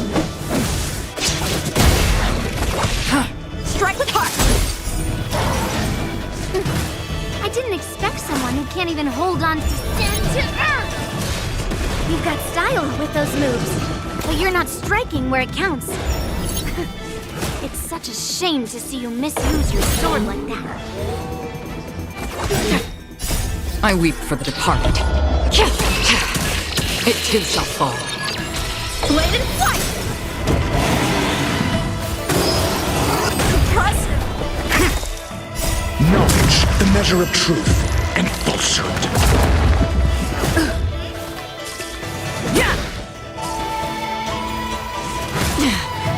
Strike with heart! Swords descend! Free! Still waters of oblivion. 0 points. Through clouds!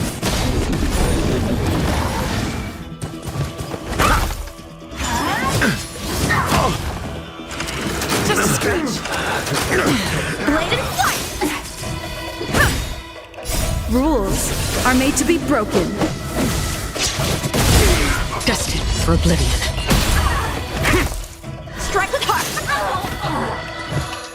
Through clouds!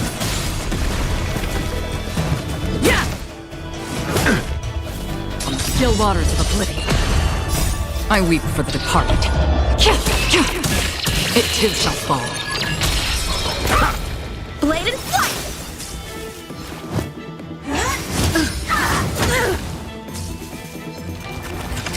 Just a scratch.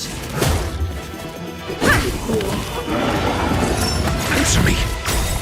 Knowledge, the measure of truth and falsehood. Swords descend!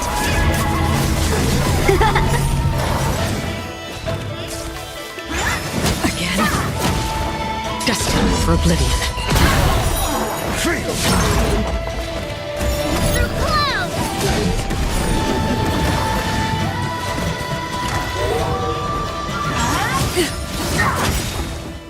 Rules are made to be broken.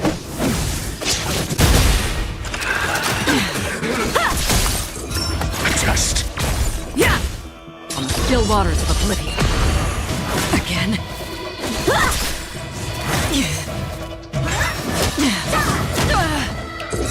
Answer me. 0 points. Stand to earth! Destined for oblivion. I weep for the departed. It too shall fall.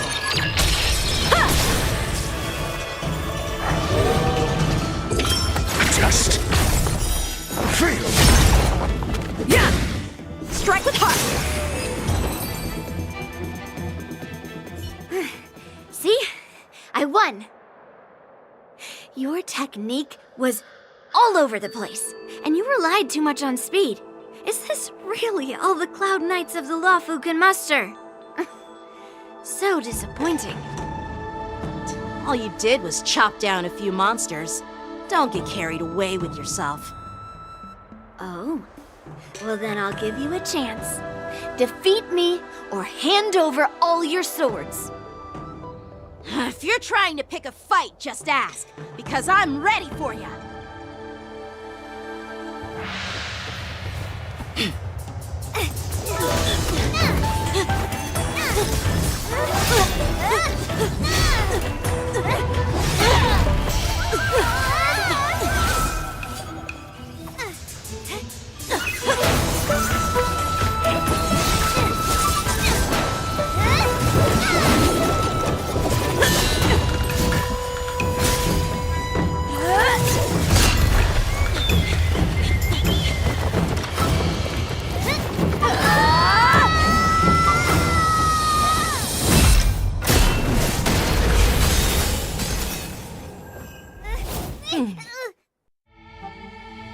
Well fought, my young friends. However, both of you have shortcomings. One of you focuses on dodging and weaving, while the other relies on brute strength, trying to take down targets with a single strike. Who are you? Me? I'm just a patient seeking medicine from the Alchemy Commission. A passerby, if you will. I thought I'd see my fill of impressive fights during the war dance. Yet here I am, able to witness a remarkable fight at the Alchemy Commission, of all places. Well, the Lawfu is never short of surprises. However, I have a small suggestion for you. Why don't you settle this dispute fair and square in the war dances ring? That way, you can resolve your differences with a proper duel and put your grudges behind you. Grudges? No, not at all. Yunli and I, we were just sparring. Sparring? You summoned your flying swords and she swung her sword with full strength. No grudges between you. I don't believe it. Aha! What brings you here, Lady Fei Xiao? Have you finished your health consultation with the Dragon Lady? Fei Xiao? Grandpa always talks about you. Could it be that you're... The Merlin's Claw of the Xianzhou Yaoqing? Looks like I'm quite famous on the Xianzhou Lawfu, too. Of course. Everyone has heard of the great general. Known to all, and unbeknown to none.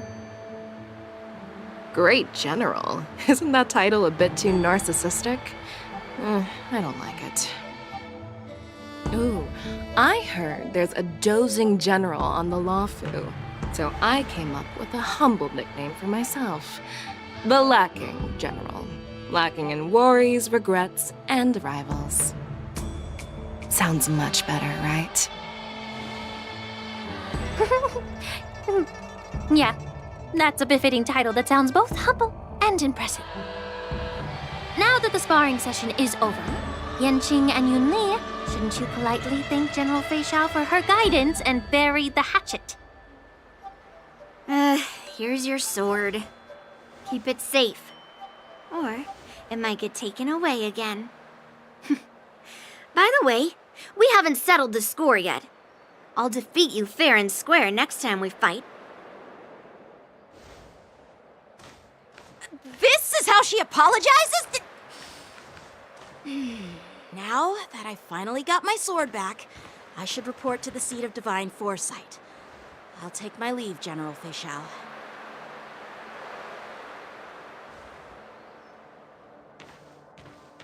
Oh, by the way, Miss Linksha, if you've got some free time, I'd like to invite you to the seat of divine foresight for a chat with General Jingyuan. I think there's more to those personal grudges you mentioned earlier.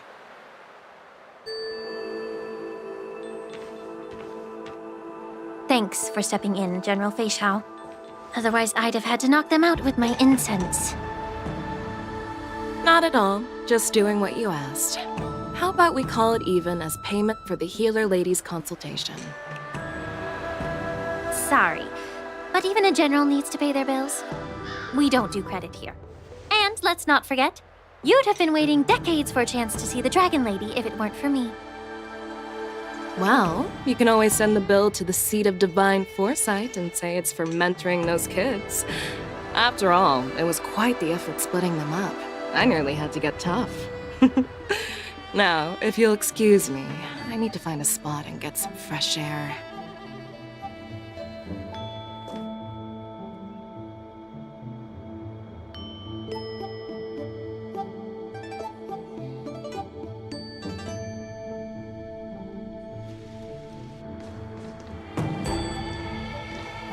Back already? You've met with Jing Yuan and wandered around for a few hours. So, what do you think? It appears that the Divine Foresight is using this war dance as a show of strength to convince everyone that the Luofu is prospering after the Ambrosial Arbor crisis. But... I know you're going to say but, right? But the influx of people attending the war dance is like a breeding ground for disorder and rumors. One wrong move, and the Luofu could be in a world of chaos. The Cloud Knights on the streets remain vigilant, so at the very least, General Jing Yuan is aware of this. As for other matters, I'm unable to say. I'd prefer to be excused from future meetings with generals. I'm just a military healer. And now all of a sudden I'm thrust onto the center stage having cordial chats with two generals? My work doesn't lend itself to being in the limelight either. Just stop whining. At least you're in one piece, right? Before getting in touch with General Jing Yuan, I wanted to put aside my assumptions and see his momentum. That includes the overall bearing of the Cloud Knights on the street, what people are saying, and how those close to him behave. The might of an army dwells not within its pawns, but within the force of its collective momentum. Recognizing this fact reveals the true measure of power. Thanks for enlightening me, General. A perfectly clear statement turned confusing thanks to your translation. You've made me lose where I was now. Anyway, this is how I operate in battle, so you might as well get used to it. Are you treating General Jing Yuan as your enemy? The longest-serving general of the Xianzhou Luofu. Do you think he'd have only a few enemies? By the way, General, you met the healer lady, yes? Could you show me the medicine she prescribed you? Well, the healer lady couldn't do anything about my condition. She just told me to enjoy some tasty food. So not even the famed healer lady could help? Don't worry. I'll fulfill my promise and find a way to cure you. Actually, I've found some leads.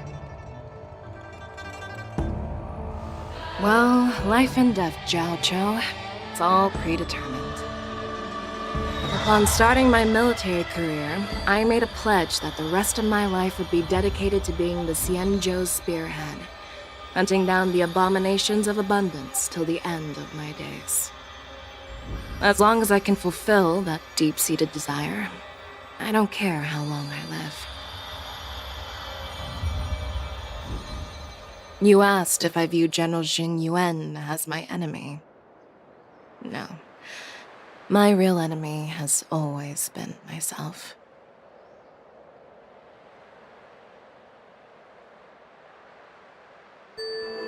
Enjoy some tasty food. So, what's for dinner tonight? Jeez. You really know how to read the room, don't you? You guys figure it out for yourselves. I'm due to catch up with an old war friend I've not seen for quite a long time.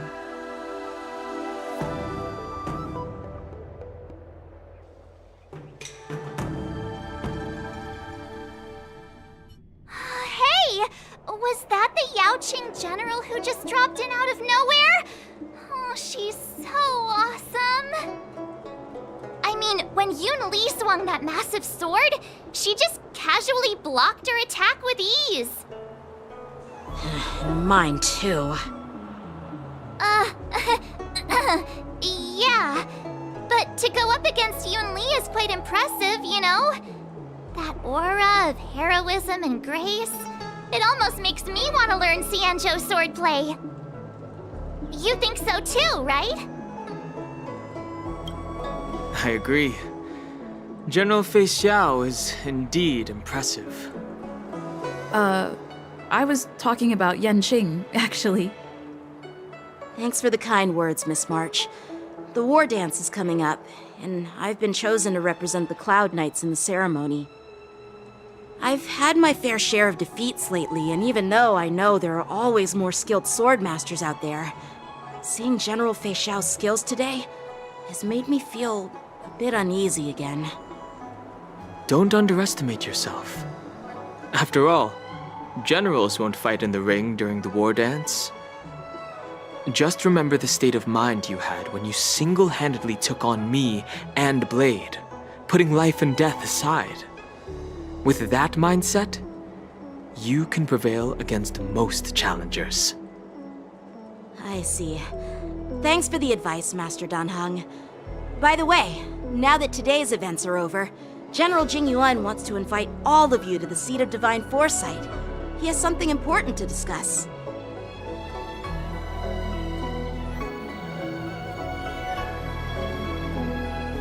I bet it's about how to deal with the generals from the Yao Qing and the Zhu Ming. I really don't want to get caught up in grown-up games so soon. I just hope Generals Fei Xiao and Huaiyan can see the truth. We don't need any more chaos on the Luofu before the war dance.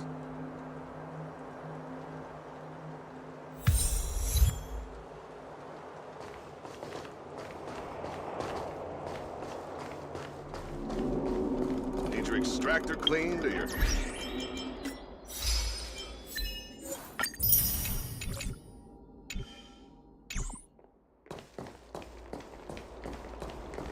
I don't believe in ghosts.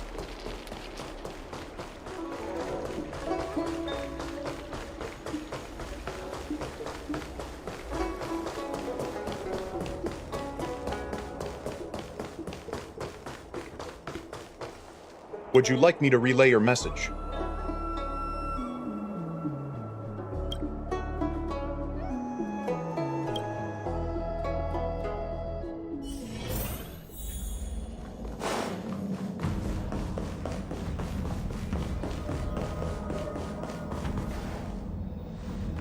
Earlier at the Palace of Astral, I introduced these guests from the Astral Express to you, Elder Huaiyan. But with all the people around, we only exchanged pleasantries. Now, I'd like to officially introduce them to you. These three braved great dangers, accompanying me into perilous places, defeating the chief culprit Vantilia, and uncovering the conspiracies of the disciples of Sanctus Medicus. If you wish to know more, please, feel free to ask us. Well, I skimmed through the reports about the Arbor's rebirth from the Master Diviner Hu Xuan. She's been summoned to the Yu Chui for questioning. There are a lot of doubts within the Alliance about this whole situation. But despite all that, I believe in you. Since you joined the ranks, you have repeatedly achieved remarkable feats. After the High Cloud Quintet each went their separate ways, despite the many criticisms within the Alliance, the Marshal still stood firm against the dissenting voices and entrusted the Luofu to you. Over the years, you've served the Alliance with loyalty and wisdom. You've taken down abominations in Thalassa, rescued the Xianzhou Yu Chui from a siege, and destroyed the demonic planet summoned by the denizens of abundance. I still remember those battles vividly. There are fools who doubt your loyalty. They're happy to see the divine foresight fail because it gives them some kind of sick satisfaction. They haven't achieved anything of their own, so they feed off the failures of others.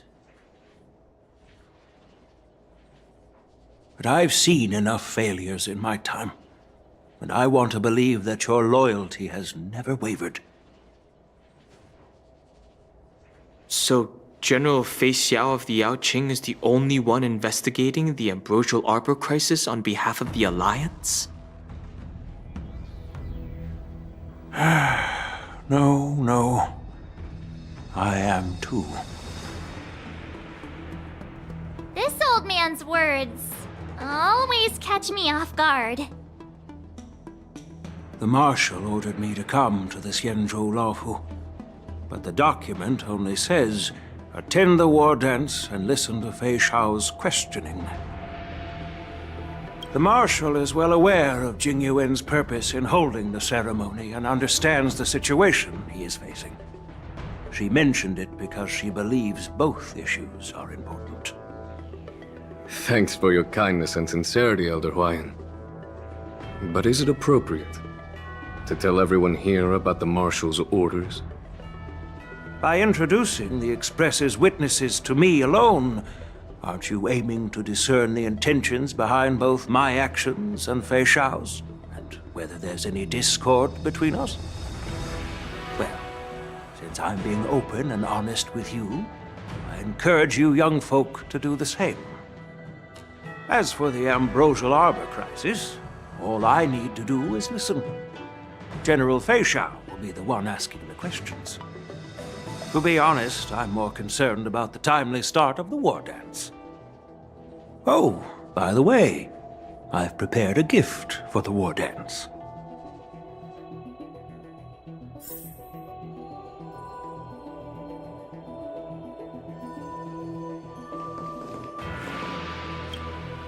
Yes, it's this case right here.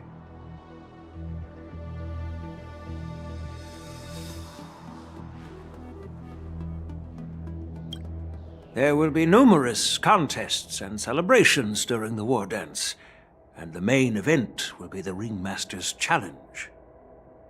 The host will dispatch a skilled warrior to take on challengers from all over the cosmos, showcasing the excellent martial arts of the Xianzhou Luofu. When you mentioned that the Astral Express would be attending the ceremony, I thought the High Elder of the Luofu would be the Ringmaster. You humor me, Elder Huayan. The healer lady is just a young lady who knows nothing about martial arts. How can I assign her as the ringmaster? I'm no match to you when it comes to joking.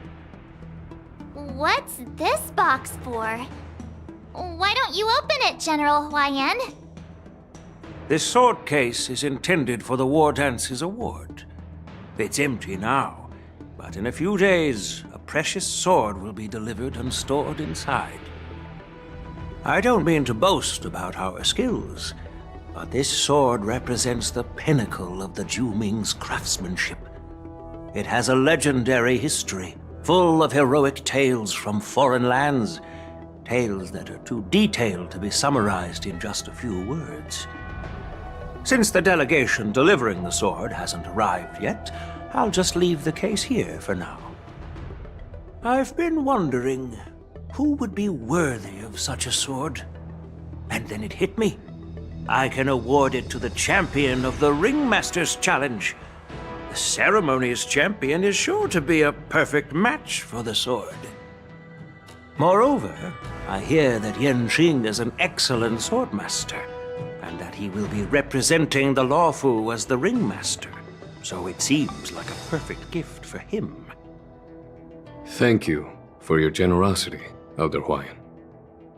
If you want to give me a sword, just say the word, Grandpa. No need to beat around the bush. You've got confidence, my girl, but I don't think you can best Yanqing. I know you're all about swords, Miss Yunli. It's just a shame that it's the sword that ultimately chooses its rightful master. Yeah, and even if someone gets their hands on such a precious sword, it'll probably end up in someone else's. The outcome of our duel at the Alchemy Commission is still up in the air. Since you're interested, why don't you represent the Xianzhou Juming and challenge me in the ring? That's exactly what I had in mind. Nobody knows who's gonna come out on top. It could be me, could be someone else. It'll probably be me. But whatever happens, it won't be him.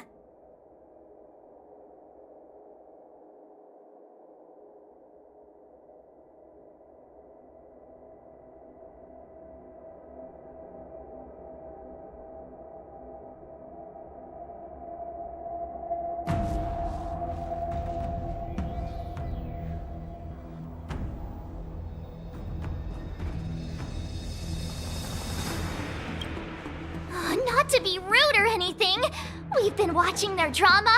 I'm dying to find out who beats who. Quiet down. We have other guests here. I've prepared this sword to add some excitement to the ceremony, not to have you two squabble. It's not a good look for the Alliance. While you both seem confident that you'll win, you need to remember there can only be one winner and one loser in the ring, which could lead to hard feelings. Actually, I have an idea. We don't know who the winner will be, and it might not be either of you. But if you're eyeing that prize, you'll need to work together.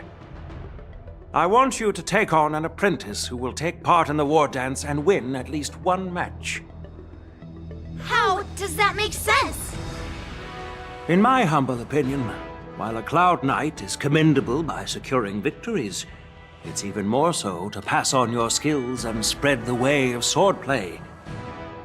I'd be greatly pleased if this apprentice could represent the Express in the war dance by displaying their Cloud Knight flair and prowess.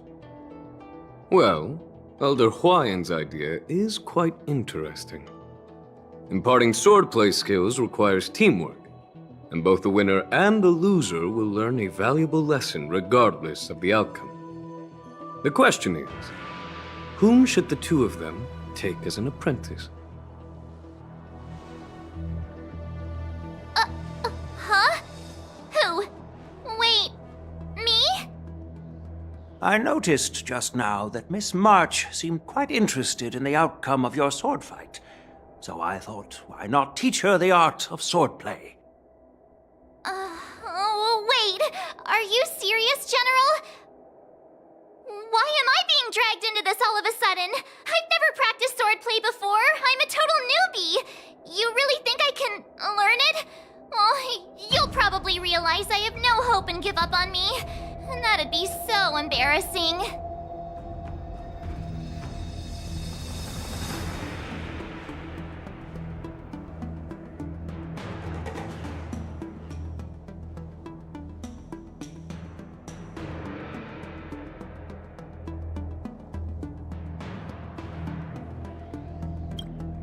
Things are already complicated enough as they are. He strikes like lightning. Does Mr. Don Hong really need anyone's guidance? As for Miss March, she's like a piece of jade in the rough, just waiting to be shaped. I appreciate your kind words, General YN. But won't teaching me swordplay be a waste of Yanqing and Yunli's time? They should be preparing for the ceremony. Plus, I heard that each swordmaster has their own special moves. What if they let something slip while teaching me? If everyone knows each other's tactics, won't that make it hard to catch people off guard during the war dance? That's considerate of you, March 7th. But don't worry. It'll take you at least a decade of hard training before you can even start learning special moves. No need to freak out. A few Juming swordplay tricks will mean you'll be more than equipped. Really? Looks like March's curiosity has been piqued. The whole point is to know each other's moves. Defeating your opponent in just one move? How boring would that be? Plus, what really decides a swordsman's fate isn't some special move. It's the solid fundamentals. So Miss Yunli has already agreed. What do you say, Yanqing? General, I haven't graduated yet. How can I be qualified to teach swordplay to others? So you're admitting your defeat, huh? If you're not even confident to teach, why don't you let me be the ringmaster instead? Yanqing, teaching an apprentice is also a way of honing your own skills and gaining insights. You've been an apprentice for years. It's about time you looked at swordplay from another perspective. I see, General. Then count me in.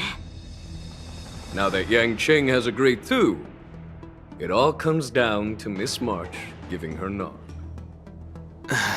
It's up to you to make the final decision, March.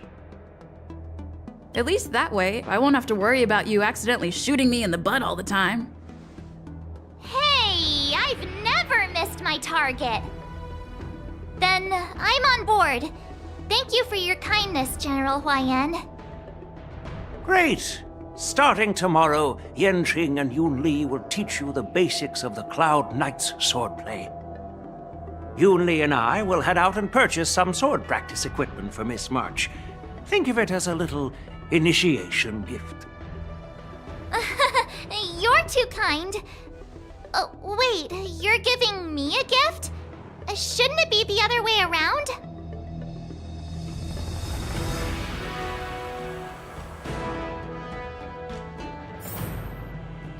General Huayan's gone.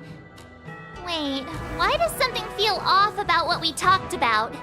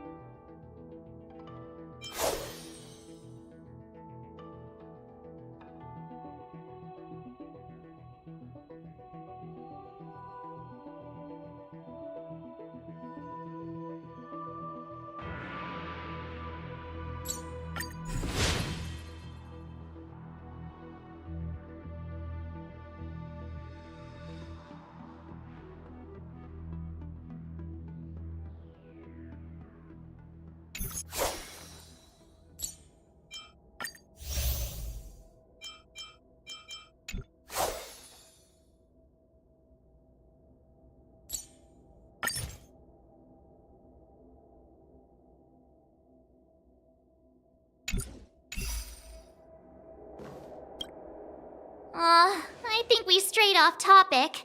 How did things even get to this point? Yeah, I brought you here because the General said he had some important matters to discuss.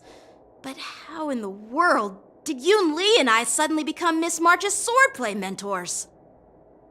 Because General Huayan wants us to stick around on the Luofu for some time.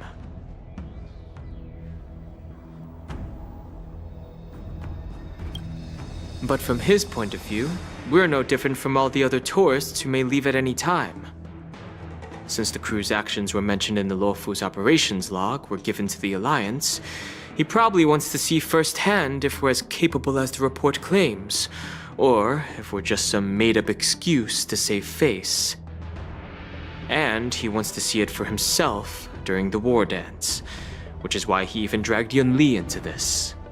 What began as a simple contest between two sword masters has now evolved into you two collaborating to mentor March. Elder Huayan is still that tricky general who likes to give everyone a headache. My apologies. Truth be told, I invited all of you to the ceremony because I wished for you to act as my witnesses. I apologize for not disclosing this information earlier. In the coming weeks, I'll also invite all of you to a meeting with General Fei Xiao, where you may need to answer her questions and clear up any doubts she might have. So please, be prepared for the meeting. Don't worry, General. No matter what happens, I'm prepared to stay here as the Express's witness and answer any questions. Thank you, everyone. General, I know there isn't much I can do to share your burden, but... As the Luofu Ringmaster, I won't let anyone defeat me in the war dance. I know.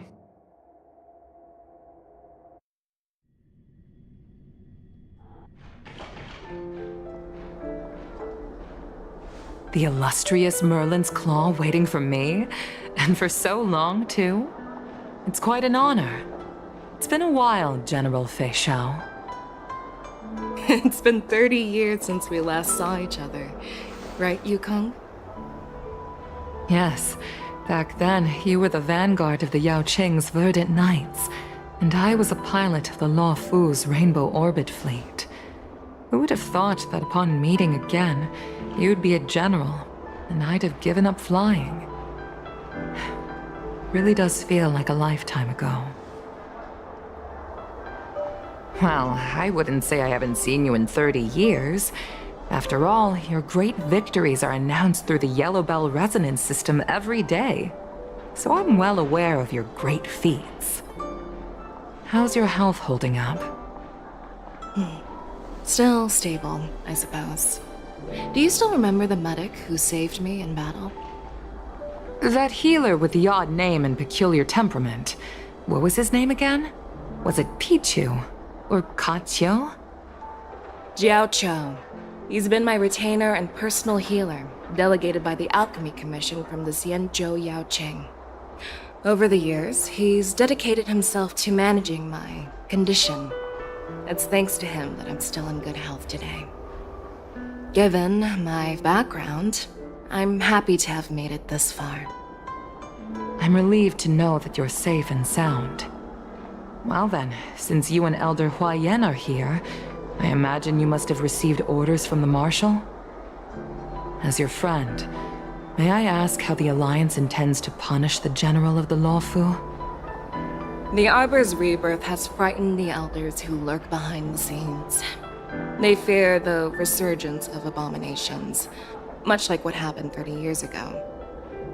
Although the report from the Lawfu explained all the details, we don't know if the Ruin Legion really invaded, or how exactly the Stellaron Hunters and the Astral Express became involved. This puzzle has many missing pieces. As you know, the fugitive Jing Liu, who mysteriously disappeared many years ago, has resurfaced. This time, she has brought along an Outworlder and a coffin, claiming to offer the Marshal a method to fight against the Eons. The Lawfu Preceptor has also leveled accusations against Jing Yuan for neglecting the Alliance's principles. She asserts that Jing Yuan enabled the exiled Imbibitor Lunae to re-enter the Lawfu, thereby unlocking the lunarescent depths within Scale Gorge Waterscape, which in turn disrupted the Vidyadhara's dutiful watch over the Ambrosial Arbor. It is for these reasons that I have come here to the Lawfu today. Well, duty calls. Perhaps I shouldn't have mentioned all of this to an uninvolved person, but since we once fought together, I didn't want to keep you in the dark. Perhaps pretending you didn't hear any of this would be for the best. I understand. I'm sorry. I was out of line. I know I shouldn't be defending General Jing Yuan right now, but... well, you know how I am. The Lawfu has enjoyed centuries of stability since the end of the sedition of Imbibitor Lunae, much of which can be attributed to General Jing Yuan's masterful strategizing. Unfortunately, for long-life species, enduring through the ages always culminates in a failure that undoes all previous achievements, a moment that our adversaries relish. That's true. And that's why I'm also here for another purpose. To visit Hule. Hule? You mean that Hule? The Borisin warhead? The same Hule who has been imprisoned in the Shackling prison for over 7 centuries? The nemesis of the Foxians who will never be forgiven and shall be imprisoned until the end of the cosmos. I can't quite remember the exact wording, but yes, the very same Hule. Usually, only emissaries from the Xianzhou Yaoqing Skyfaring Commission visit him once every century. Why do you have to visit him now, of all times? The Foxians and the Alliance made a pact to combat the abominations, aiming to achieve justice and free their kin. That werewolf monster is to be forever imprisoned in the dark recesses of the Shackling prison, facing unending retribution. Given the situation on the Lawfu, those on the Yaoqing are concerned about Hule's imprisonment. I'm afraid that the routine visit every century is no longer sufficient to ease their concerns. That's why I was sent here, to reassure them. It's all bad news. Well, not everything. There might be a silver lining. Oh, by the way, I found some clues about the thing you asked for. Tell me more. The Verdant Knights followed the route you mentioned and discovered the wreckage of the Whistling Flame ship. Unfortunately, there were no survivors and no cargo. However, someone had already been on the scene before we arrived. Our people? Or someone from the IPC? No, neither. Yukong, have you heard of a person named Ron May?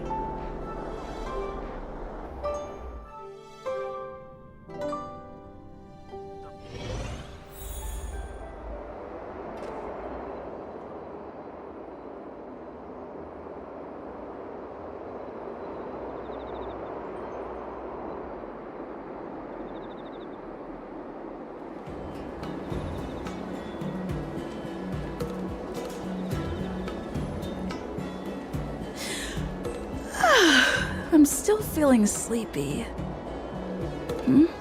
Did I oversleep? Where did March and Don Hung go?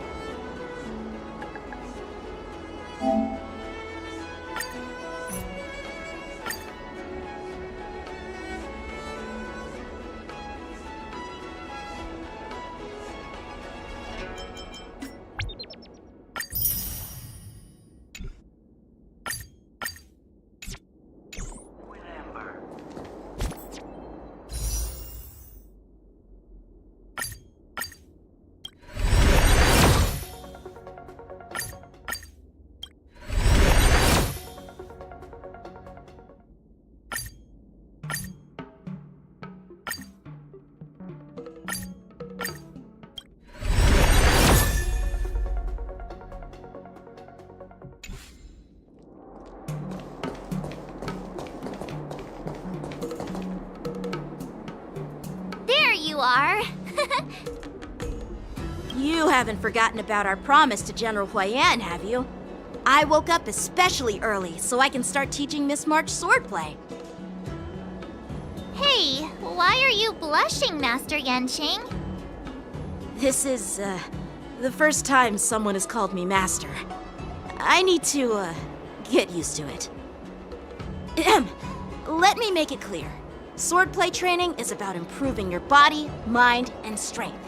It's not a casual game you can master overnight. I promised General Huayan that I'd teach you Cloud Knight swordplay, so you can participate in the war dance and defeat at least one opponent. I'll do my best, but if you break your master's rules...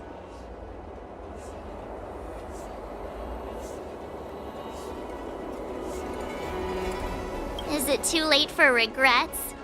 I'm already regretting my impulsive decision.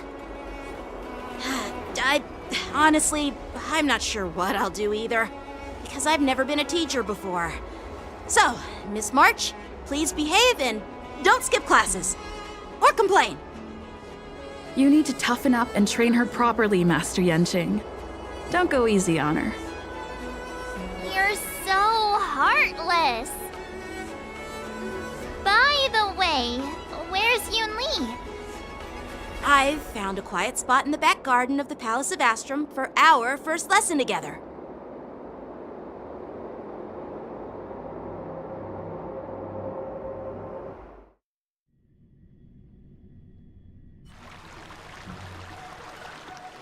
Seriously? It's the first day and you two are already late? Why is everyone on the Luofu so laid back? So disappointing. Master Yun Li, you're already here. Sorry for keeping you waiting. Oh, wait. Were you trying to teach her in secret? That's sneaky. I'm just showing you what Luofu etiquette is all about. She might be my apprentice, but it's customary for the master to personally escort their apprentice to the place of learning. As the host, I'll be teaching Miss March the essence of Luofu swordplay, after which she'll emerge victorious in the war dance ring. You won't be complaining about Luofu swordplay then. Stand aside, rookie. Let me show you how we Ju-Ming sword masters treat their apprentices.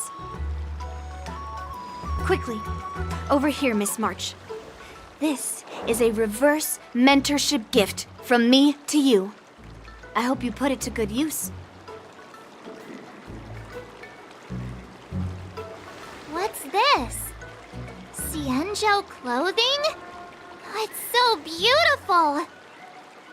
Sword practice requires precise movements. This outfit is tailored to fit perfectly and allows for smooth movements. I even added some small accessories. I put a lot of thought into it. You're awesome, Master Yun Li! See? See? How can you compete with me? I'll teach March 7th the essence of Ju-Ming swordplay so she can win the contest with my sword skills. Actually, I've prepared something too. Huh? You have a gift for me too, Master Yanqing? Since you want to learn swordplay, Miss March, you'll need suitable weapons. So, I went out of my way to prepare a pair of swords overnight. Unfortunately, I didn't have time to ask the craftsman to customize the swords for you, but I did my best to choose ones that look nice and are suitable for a beginner. I hope you like them, Miss March. Thank you, Master Yanqing! Bet you didn't see that one coming, did you, Yun Li? The real competition is just getting started. I'm so lucky to have two great masters. But why does it feel like things are getting a bit weird?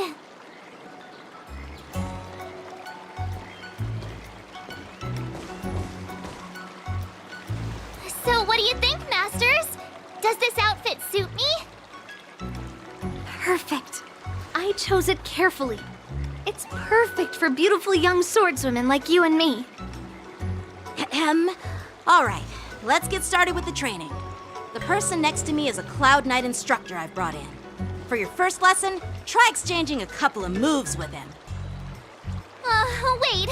We're having actual combat training for the first lesson? Isn't that a bit too intense? Well, I heard you have some experience with archery and martial arts. The first thing we're going to do is see just how strong your fundamentals are. Come on, step forward and strike with the sword in the most natural way you can think of. It's important for us to grasp your natural movements so we can decide where to start and what you need to learn. If you're ready, let's begin. Okay.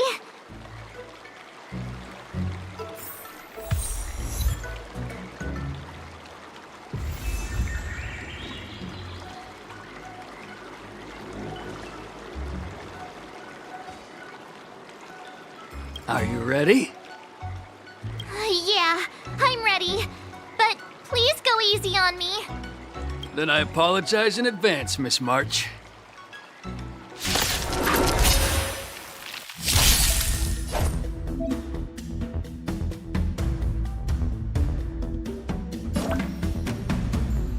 Please have some tea. Pay close attention, Miss March. Luofu swordplay is all about being swift and agile in your movements.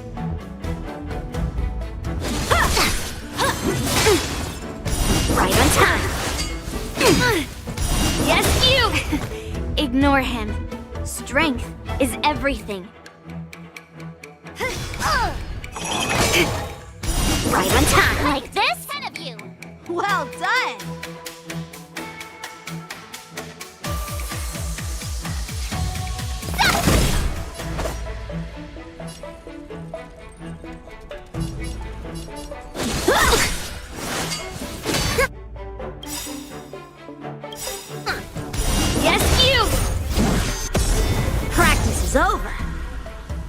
Swords descend! Mountains fall! Ready to shine, yeah! I'm starting to get the hang of it! Swordplay!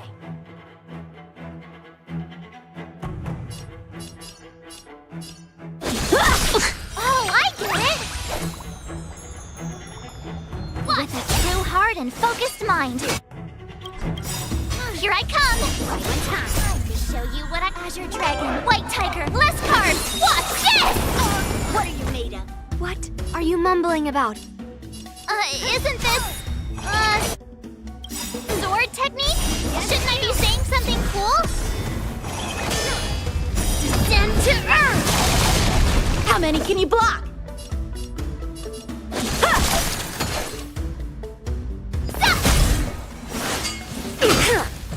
Right on time. I could take 10 of you. Melt! Yeah! Me through clouds! Time for swordplay!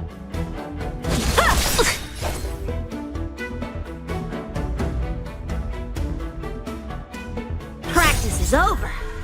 Swords descend!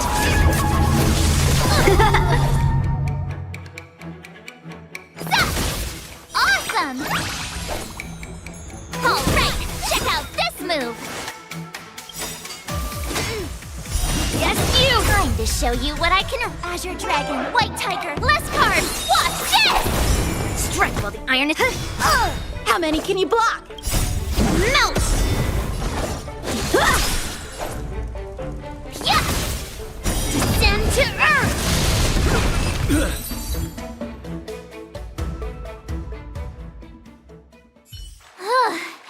I didn't expect the first lesson to be so intense.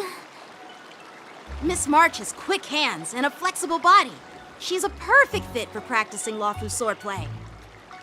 However, she lacks strength, and her strikes were a bit unfocused. But don't worry, that's totally normal for beginners. Once she starts practicing Juming swordplay, she'll make heaps of progress. Given the situation, I believe Miss March should start by working on... her strength.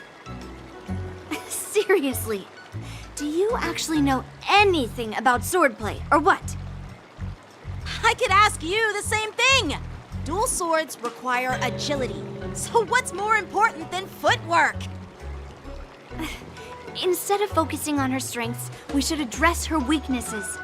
The drawback of wielding two swords is not generating enough force. What good is being quick on your feet if you don't have strength? It's not like we're dancing here. Skilled swordmasters know how to play to their strengths and work on their weaknesses. Start with what you're good at, then tackle your weaknesses. That's the right way to learn. You're quite the theorist, huh?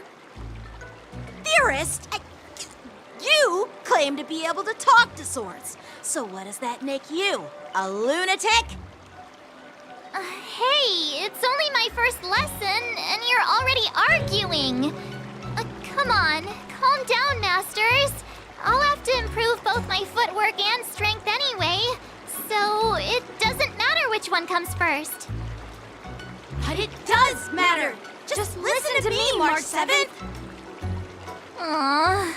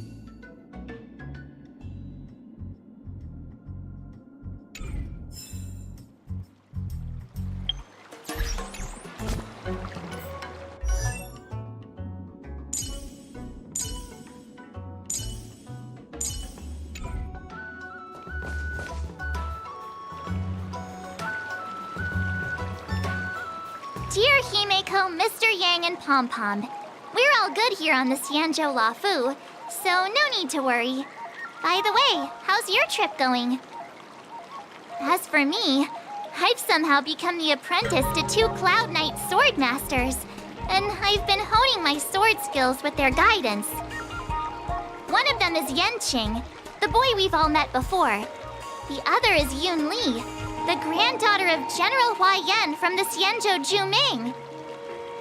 Both masters are super strict, giving me a real taste of how hard sword training can be. I tried to drag her into this, but she refused.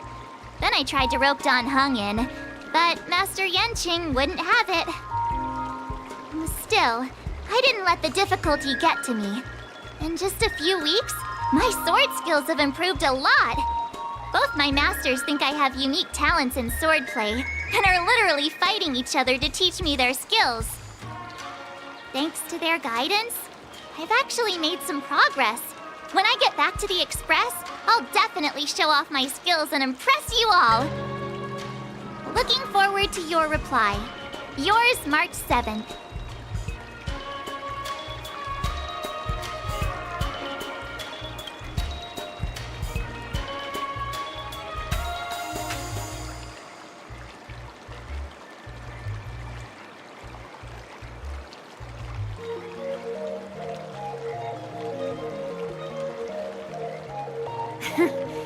Well done!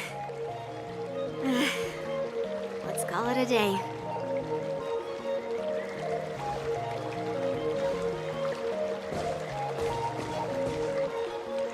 Miss March's sword skills are really coming along.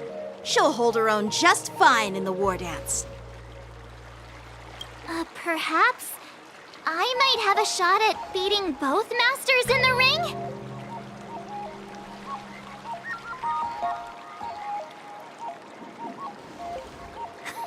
Get real.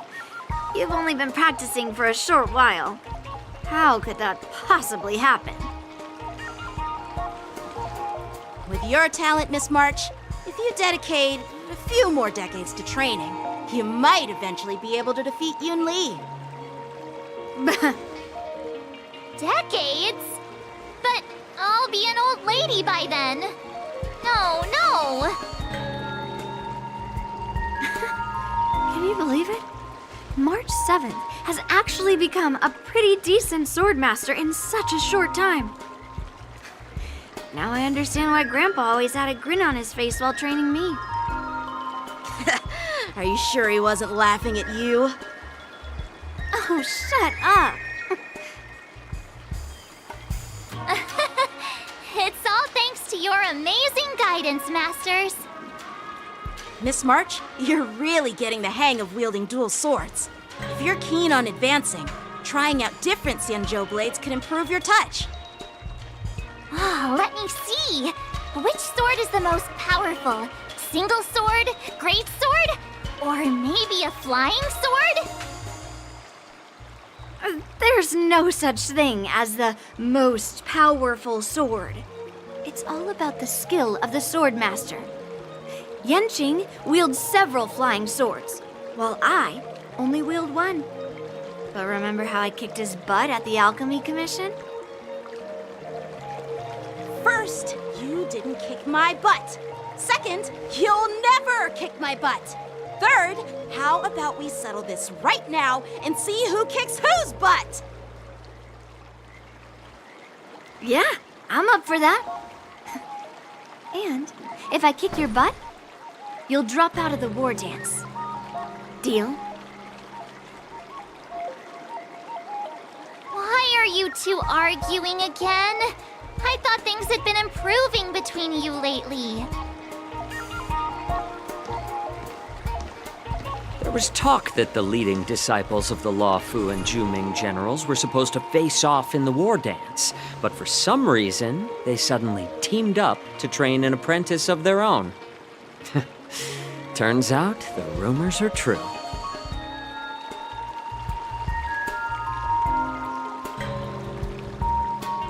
Tomorrow is the big day of the war dance.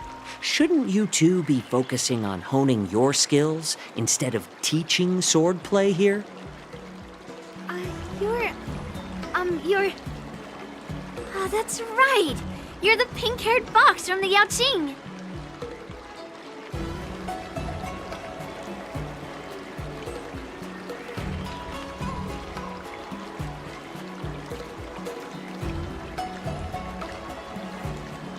This is Mr. Jiaoqiu, the healer working for the general of the Xianzhou Yaoqing. Ah, got it. So, you're the participant attending the war dance on behalf of the Yaoqing. And you were trying to sneak a peek at our training? Sorry for the misunderstanding. I don't know anything about martial arts. I'm just here on the General's orders to take care of some official business. I didn't mean to interrupt your training. I'll be on my way. If you know nothing about martial arts, why were you smirking earlier? Well, my curiosity got the better of me, I suppose. When I heard Miss March's pondering about what to learn, I couldn't help but wander over. From my professional experience, cleavers, slicers, chopping knives, and carving knives are all just tools. Kind of like frying, sautéing, boiling, and deep frying in cooking. They're just ways for people to show off their skills. How you use them really depends on the ingredients you're working with. It's like your sword teaching methods. If you align your ingredient, in other words, your apprentice's natural tendencies, with the right cooking method, by which I mean the teaching method that best suits her, she'll make double the progress in half the time. For example, golden eggplant tastes best when fried, cloud peppers when stir-fried, and yellow boulder beef when simmered. It's all about discovering the nature of the ingredients. Apprentice. All this talk about food is making me hungry. Aren't you a healer? Why are you talking about food? Well, it's just a metaphor. The medicinal school I follow on the Xianzhou Yaoqing is called the Ranja School, that specializes in food therapy. So it's only natural that I know a thing or two about cooking. So, you're the general's cook? I'm a healer. But anyway, a cook who isn't interested in health doesn't make for a good advisor. Fine. Call me a cook if you want. Seeing the way you're looking at me, it's obvious you think I'm just some feeble academic who likes to blabber on about martial arts. But, in reality, I know a thing or two about killing. After all, the art of healing inherently encompasses both life and death. Why is this guy suddenly getting all serious with kids? Do you recognize this bottle of medicine in my hand? No. This is called tumble dust, an extract from an exotic flower named Yabra. Is it poison? Well, it depends on how it's used. With just one drop, it's able to numb a patient's body during surgery, making them painless throughout the entire process. However, increase the dose or the potency, and it'll slow the metabolism, making the blood thin and resulting in the loss of all senses. Even long-life species cannot escape its effects. This thing can save lives or take them. It's more powerful than the swords in your hands. That may be so, but still, I prefer settling things with a sword than, you know. Huh. Looks like I did get you all wrong. You're not a feeble scholar, but a sinister and despicable one. Hey, why the insults all of a sudden? I'm just sharing some medical knowledge here, not persuading you to poison anyone. Seems like you get real excited when talking about poison. I can't tell if that's an honorable thing or Sinister. Picture this. 2 individuals. The one standing is full of malice. The other lying down is honorable and righteous. How can the one who's lying down label the one standing as sinister? In the throes of combat, where life and death hinge on a singular moment, every idea fades into nothingness. The only thing that matters is staying alive. Surviving the battlefield reshapes all notions of worth, be it integrity or treachery. In my eyes, their significance is negligible. Perhaps you've underestimated Yunli and me, Mr. Jiaoqiu. We may be young, but we've seen our fair share of war.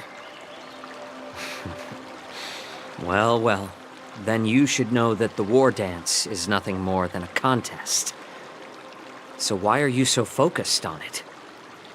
When I was appointed as the ringmaster for the war dance, I asked the general, we Cloud Knights are supposed to charge into the fray and slay enemies. Why do we have to swing swords in a ring just to please an audience? And this is how the general replied. To unsheath your sword in a ring is no different than on the battlefield, as your sword reveals the might of all Cloud Knights. The war dance is the perfect chance to showcase martial virtue and forge alliances from all over the cosmos. When we unsheath the sword without drawing blood, we not only display our might, but also the martial virtue of the Cloud Knights. That's quite an insightful statement, Yanqing. Well, my apologies for being so short-sighted. I've been on the Luofu for quite some time, but I haven't had the chance to see the ceremony venue for myself yet. Hearing you speak so highly of it has piqued my curiosity. Would you mind showing me around? You want to see the Sky Splitter ship where the war dance will be held? Let's go! I bet Yunli and Miss March haven't seen it either, right? Well then, I'll give you all a tour.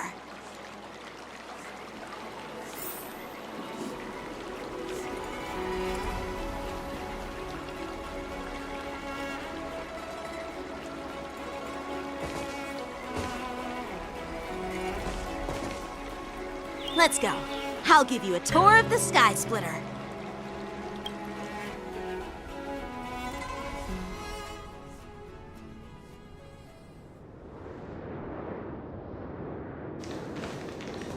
Looks like a lot of other visitors have also come to catch a glimpse of the Sky Splitter.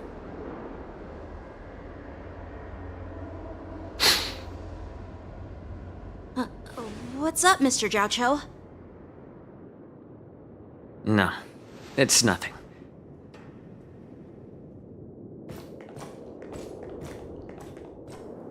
Do you see that airship in the distance? That's the Sky Splitter, the venue for the war dance ceremony. It doesn't look all that impressive from this distance. The Sky Splitter is actually a decommissioned Luofu military vessel. People aren't allowed on board until the war dance officially commences. Tomorrow, when the bell rings and the ceremonial cannons roar, I'll be there representing the Cloud Knights of the Xianzhou, ready to take on challengers from all over the cosmos. Since I was a kid, I've been training in swordplay and the art of war under the general. Every day, I'd swing my sword 10,000 times, and then thrust it 10,000 times, repeating the process over and over. I understand that I'm not like other kids. I never envied the toys and freedom they all had. I never found sword practice boring or hard. Even in the thick of battle, facing down savage abominations, I never felt scared. Each day, I could feel myself getting stronger and stronger, and I racked up countless victories. It's the best feeling in the world.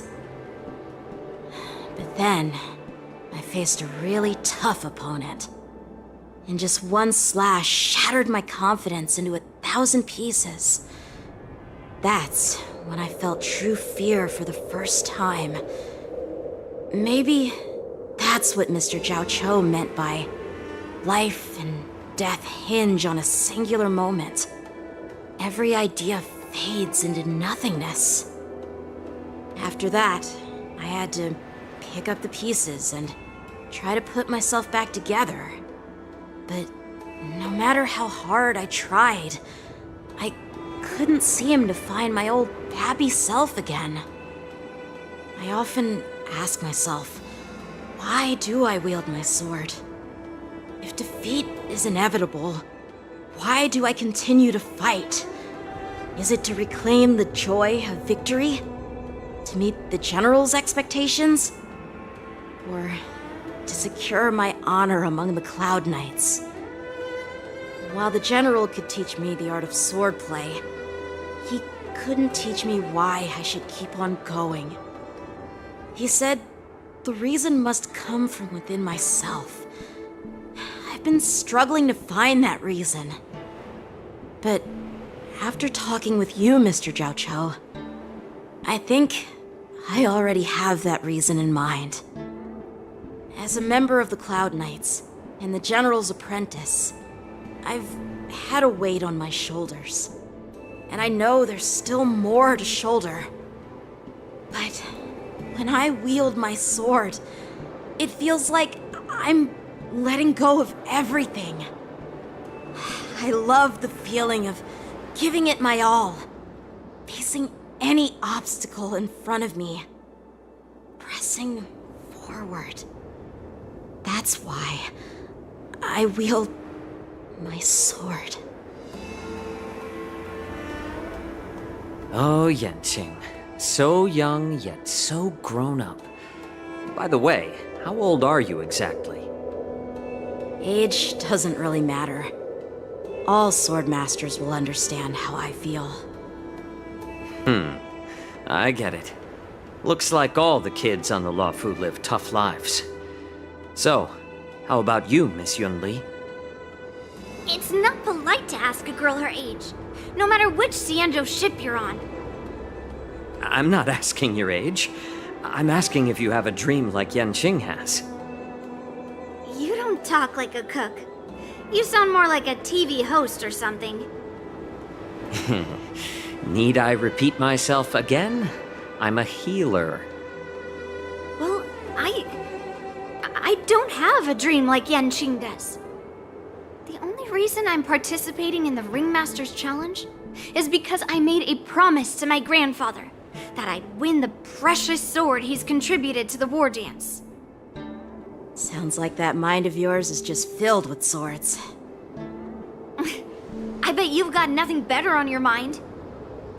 My father was a craftsman on the Xianzhou Juming. Because of his foolishness, many innocent people fell victim to the cursed swords he forged.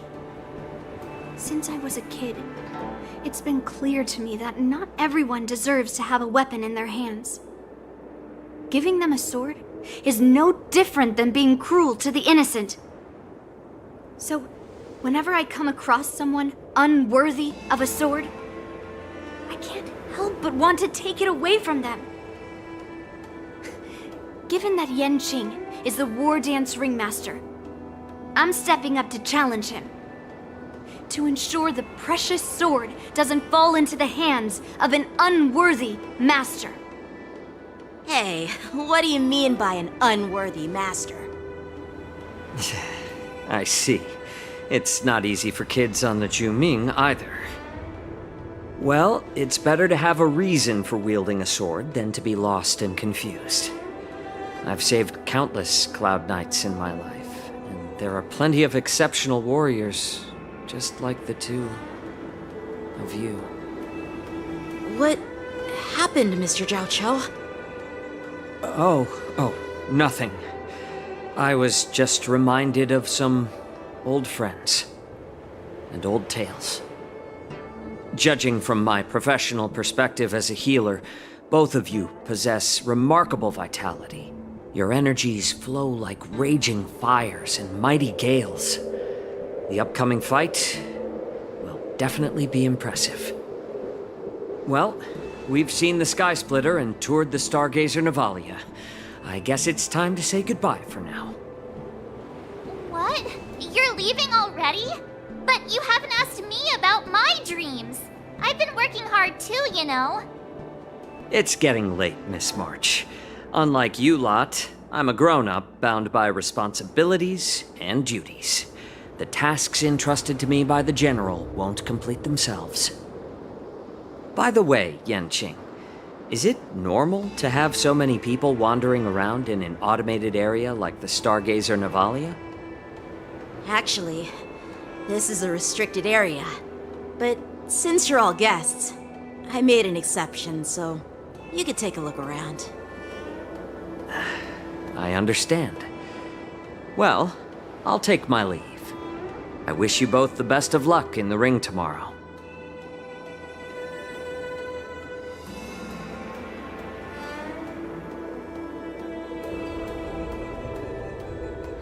Seriously? I just spent so much time thinking about my dream, but he didn't even ask me. Now that we're done with our tour of the Sky Splitter, shall we continue with our training? Why don't we... I'll take you out of the Stargazer Navalia.